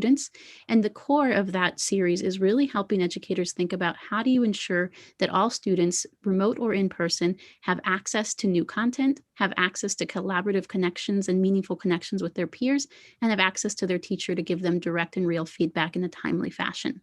And so we're elevating that teachers should plan for and think about opportunities for whole class simultaneous teaching, small group instruction, and student collaborative time. We've heard repeatedly from families that a place where we could improve remote learning was to create more time, more structured time for student connection. And that's something that we definitely improved upon in this next set of guidance. So for example, on our remote Wednesdays, we've called out that teachers can and should plan for time when students have opportunity for connection and have increased dedicated time for social emotional curriculum implementation. Other points that I've heard and that have been elevated, for example, is more creativity or more manipulatives. Again, we absolutely value and do agree that asynchronous time or learning or remote learning doesn't have to all be digital. To that end, the Department of Literacy this year alone has delivered 12,480 learning kits to students in pre-K through second grade. These are kits that are filled with manipulatives, culturally relevant texts, et cetera, that can allow schools and teachers to think about how to support students in engaging in learning from home that is non-digital. There's much more to do, and I think that we continue to remain committed to thinking about how we can continue to improve remote learning as we think about the year ahead and we think about how we address unfinished learning and strengthen our instructional practices in general. Improving distance learning remains a commitment and one that will continue to advance as a district, whether that be through instructional practice or investments in technological infrastructure, which I think Phil can speak to. I don't know if Phil is on the line to speak to those investments. Otherwise, I can speak to those as well. I don't see Phil on, so if you want to, that would be Absolutely. great. Thank you. So we know that the first attempt at thinking about the digital divide and how to close it was first around device access. And so our efforts around student device access have been broadly communicated. The next was offering connectivity through our Chicago Connected. We remain committed to expanding Chicago Connected to ensure that all students have broadband access. Now we're thinking too about teacher device access and how we ensure that the teacher devices that are being used are modern and support the new variety of instructional models that we're advancing. As Chief McDade has stated, we'll think about broadband access from the school itself, and then continue to think about what other supplemental instructional technology investments we can make long-term that allow us to be nimble in responding to distance learning requirements in the long term. We look forward to continuing to support teachers and school leaders in thinking about how to use these new investments to promote the kinds of instructional experiences that we want for all students, experiences that elevate student identity, that are meaningful, that are hands-on, that are project-based, and that help develop the whole child. These are all values that have been grounding our work since we've transitioned into remote learning and will continue to be priorities as we move forward. Thank you. That's extremely helpful. I agree with the statements of values and also the efforts that have been made. I think the concern is sometimes getting phrased in a more oppositional way, but it comes from not necessarily a disagreement with the approach, but saying that it's not working that great right now. And I imagine it's not. We have a large and diverse district. Both our learners and our educators are dealing with a lot of other things, as we all are right now, and things keep changing. So it is a challenging situation. I guess the question I have is more about moving forward. How do we get a better sense of how it's working, ideally in a more objective way, rather than what I have been hearing and in the middle of in various contexts, including my kids' own school and frankly my own house, about how it's working, what is working well, what isn't working well, and what to do about it. And that may not be an answerable question right now, but that's just sort of where my thinking is. I think we're absolutely on the right path. I think, in my opinion, there are limitations to remote learning. And it's not a matter of people not trying hard enough. It's not a matter of the district not supporting it enough. It's that it is inherently limited. And one thing in particular is if we're losing kids who are not coming to school when school is remote, I don't know that there is a solution within the remote setup that will address that issue. And that's why I think all of the work that's being done to ensure a safe and as speedy as possible return is absolutely essential. But as several folks pointed out, there will be some students who are still learning remotely for a while, and we want to make sure that that's as effective as it can be as well. As effective as can be, I think, is the operative word. It can't do what it can't do. Mr. President. Vice President Revolori, It's do you Board have Member any other Truss. questions? I'm done with questions for now, Okay, President Tomei. thank you. Member Truss. Oh, okay, how you doing? Yeah, I just want to go ahead and concur with Member Todd Breland's comments about grading and the fact that it seems like based on Chief Chavaria's comments that we seem like we have some kind of flexibility there in terms of looking at grading alternatives. But I do want to say that just listening to the answers and that some comments that were made on the public participation, just listening to senior management, you're not going to get any credit for it, but a couple of things you just stated were like as a result of when people do present information, sometimes it's presented in different ways, but the information is getting filtered, whereas, okay, this makes sense, we need to modify a little bit. And just in that conversation, in that Q&A, it seems like there were, evidence of the fact that I constantly say, yeah, don't wait to be invited to the table. Just, be able to be a partner, a participant. I've reached out, and I think going back to Vice President Revolori's comments about board hours, even beyond board hours, I've reached out to numerous organizations and always constantly saying that we as board members look at ourselves as being a vessel for education stakeholders to have those conversations, to interact with management about, because I do believe everybody's, has, got the best intentions, no matter how I may disagree with certain methods, but I'm never going to disagree with the fact I'm never going to agree with the fact that we're not all here with the same intentions of providing the best education, for our children and family. Even before I became a board member, I think everybody knows that I may have not agreed with everything and all policies, but I always stayed at the table, no matter what. And sometimes, and I've came to many board meetings in which, yeah, if they did something, they say, hey, that's cool, thank you.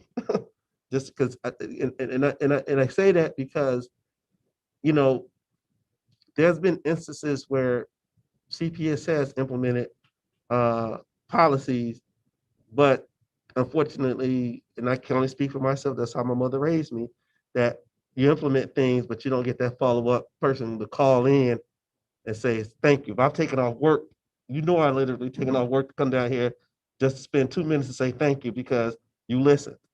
And I think it's equally, for those who don't agree, when there is some kind of agreement, I ask that you say thank you, because we need to demonstrate to the public that those things that we can agree on, we need to demonstrate that, because we're going to get into this vicious cycle that there's this perpetual battle for the hearts and souls of families versus us, saying that we can work together to come up with some type of agreement and build upon that. I do agree that, like, for instance, when it comes to high school students, that, okay, we've learned some things, and let's take that and build upon that.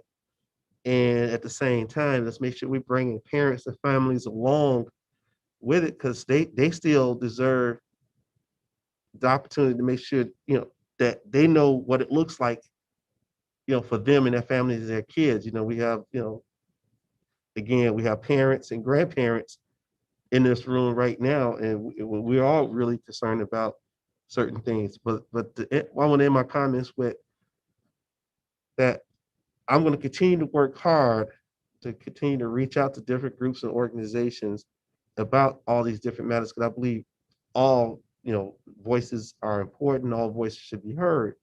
But at the same time, if I keep reaching out and you keep doing this, slapping my hand, I'm I'm human just like anybody else. I'm gonna come to a time that's I'm gonna say, and as y'all know, my wife, she's very direct. That's pretty much disingenuous to say that you're not receiving any type of engagement. And at the same time, when I go to Title I parent meetings at different networks, whether in person or virtually, NAACP, Far South Community Action Council, Inglewood Community Action Council, North Lawndale Community Action Council, all the way up to the north side, sometimes I don't see the same engagement that it's like CPS is accused of, and I have my opinions about CPS engagement, but at the same time, you need to come to those places also and have engagements. I would be the first one to say that personally, no speaking for me, is that I do take offense to other folks saying what Black folks need without talking to Black folks. And there's a lot of that going on. And if we are going to be working together, there's got to be that equal engagement, whether it be with the Latino community, the Asian American community. We all have to work together and engage each other instead of saying that we're here for the families of such, such, such, such, such, such, when you're not even in those communities where those families are. Thank you, Mr. President. Any other questions or comments? Not Dr. Jackson, do you want to close? I wasn't planning on closing, but oh no, closing out the presentation. I'm sorry. Yes. This was okay. I thought you were asking me to close the meeting. I'm like, I don't even know what to say. Okay. All right. No, thank you for all of those questions. And this does conclude the presentations for today. Thank you. Okay. Thank you. Sorry about that moment. Okay. Thank you. Board members, we will now open up the floor for questions or comments on items on the public agenda. Are there any additional questions or comments regarding items on the public agenda? If not, thank you. We will now proceed to vote on public agenda items. President Amaya? Yes, Member Sotelo. Yes, before we proceed on I can ask them to be corrected here, but before we proceed to the actual vote on the public agenda items, there is one item, PR2, on the authorization of new agreements for the Universal Enrichment Services. I wanted to get an update on that in terms of where are we with measuring the quality of the work that's going to be provided by those service providers before we actually vote on it.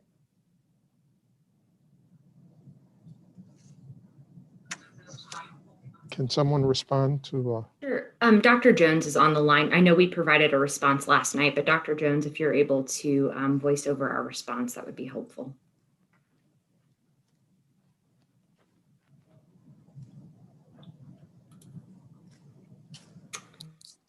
You know what? I apologize. Oh, there Sorry. You go. Okay. Great. Thank you. Good afternoon, everyone. Yes, Board Member Sotelo, we were able to update and have put a brief description as far as measuring the vendors' services for our students. And that was presented to you, sent via email this morning, if not late last night.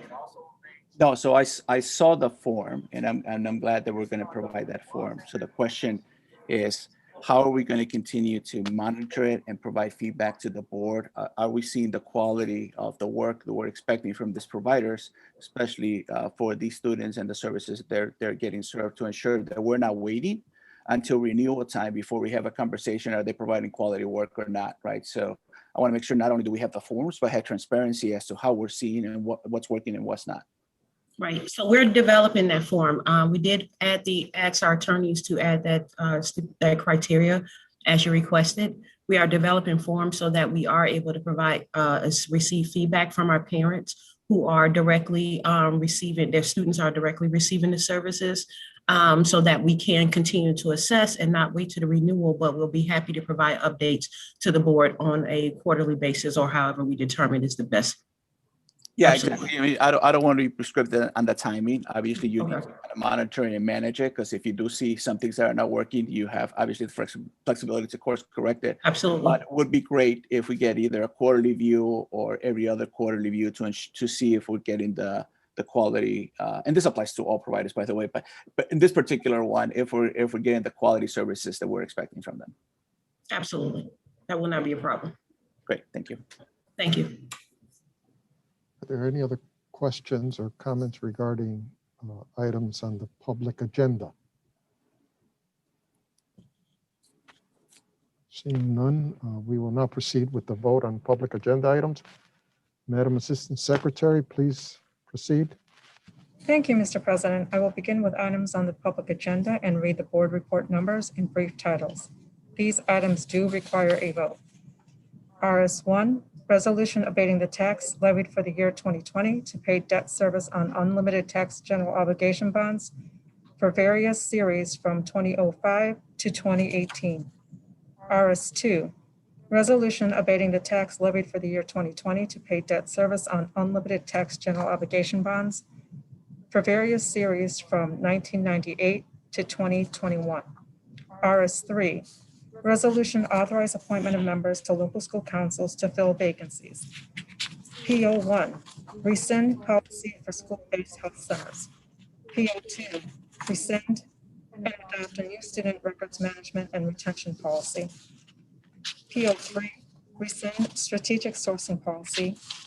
RU1, amend board rule 6-4 on an interim basis, and this board rule will amend to add section C, which includes COVID-19 immunizations, employee accommodations, and in-person work. EX1, transfer of funds. EX2, authorize renewal of the Learn Charter School Agreement with conditions. And for the record, I would like to note an abstention for board member Truss on EX2 for Learn.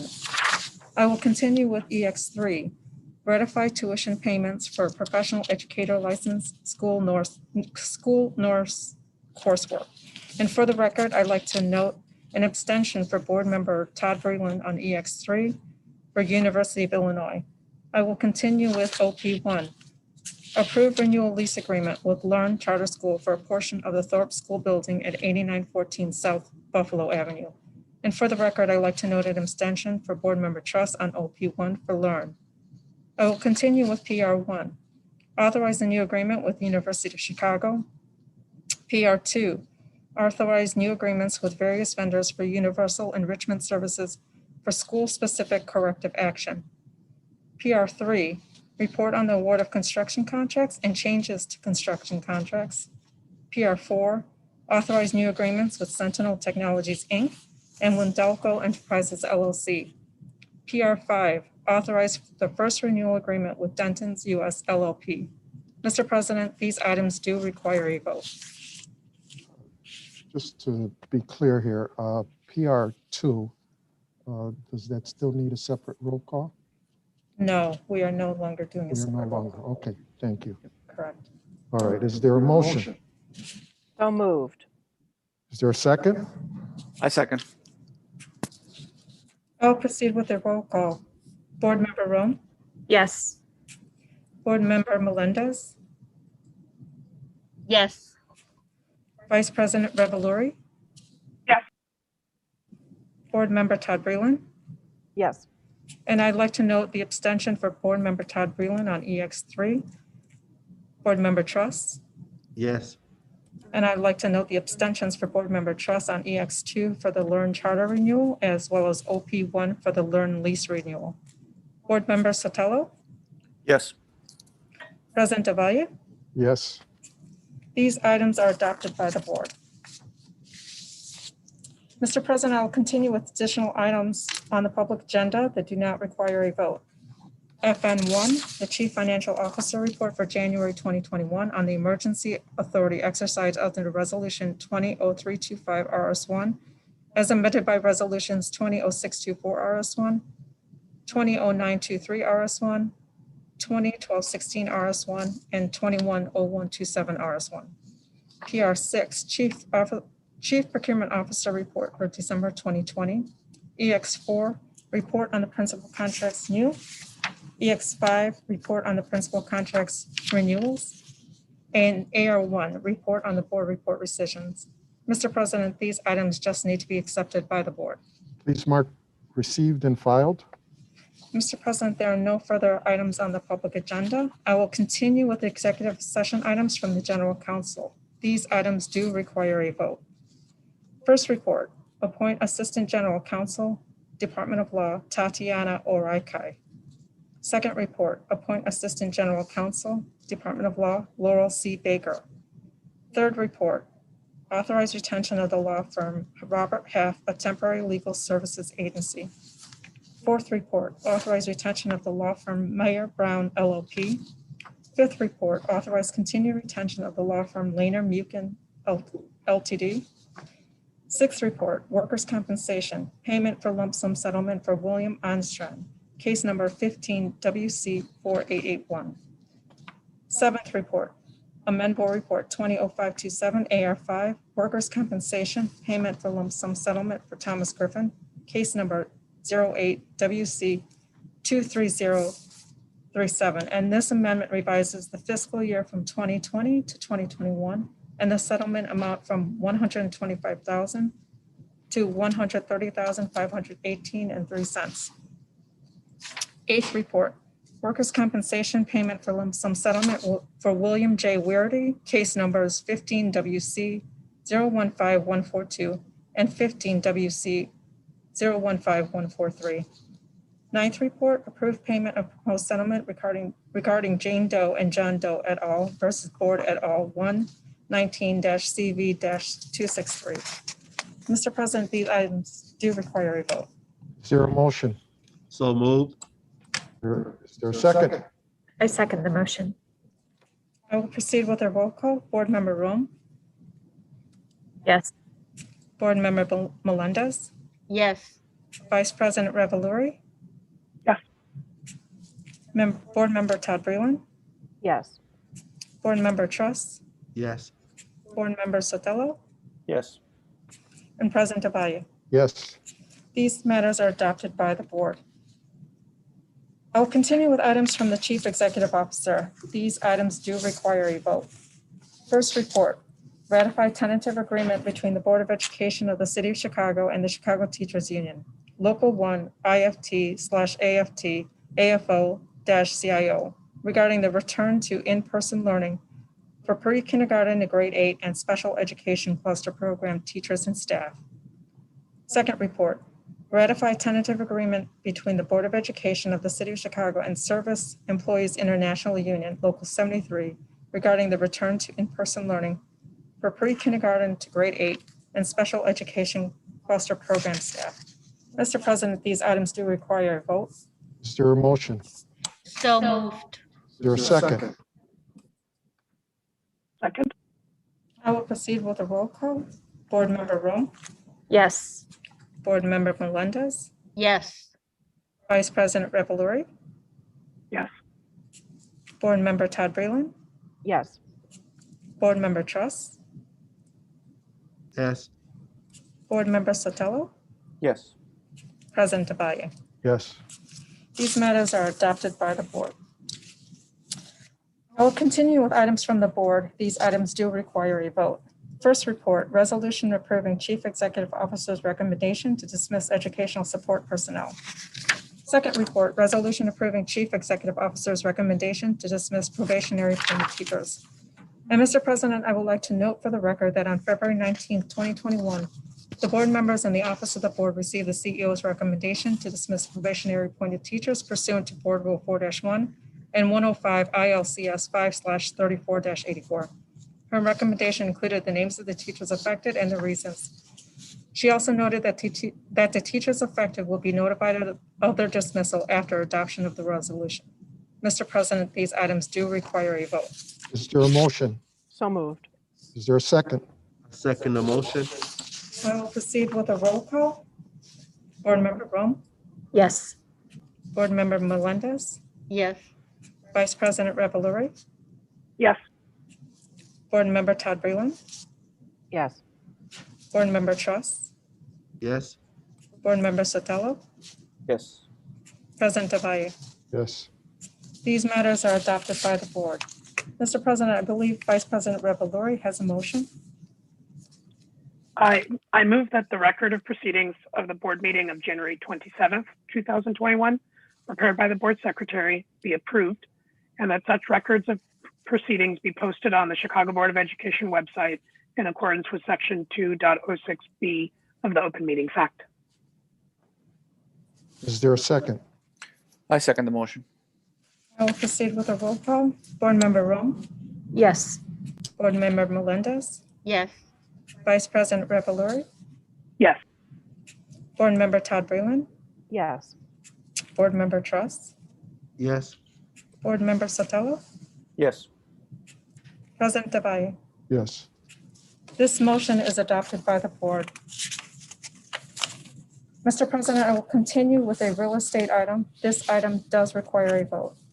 Approve entering into lease agreement with NRG CS Holdings Limited Partnership for 2720 North Clark Street for use as a pre-K/early childhood center. And Mr. President, this item does require a vote. Is there a motion? So moved. Is there a second? I second the motion. I will proceed with a roll call. Board Member Rome, Yes. Board Member Melendez, Yes. Vice President Revelori, Yes. Board Member Todd Breland, Yes. Board Member Truss, Yes. Board Member Sotelo, Yes. and President Davalle. Yes. This matter is adopted by the board. Mr. President, there are no further items on the executive agenda. Thank you. You did a great job. Thank you, President Davalle. Is there a motion to adjourn? So moved. Is there a second? Yes, I second. Yes. All in favor? Aye. Say Aye. Aye. Aye. We are adjourned. Thanks, everyone. Thank you very much.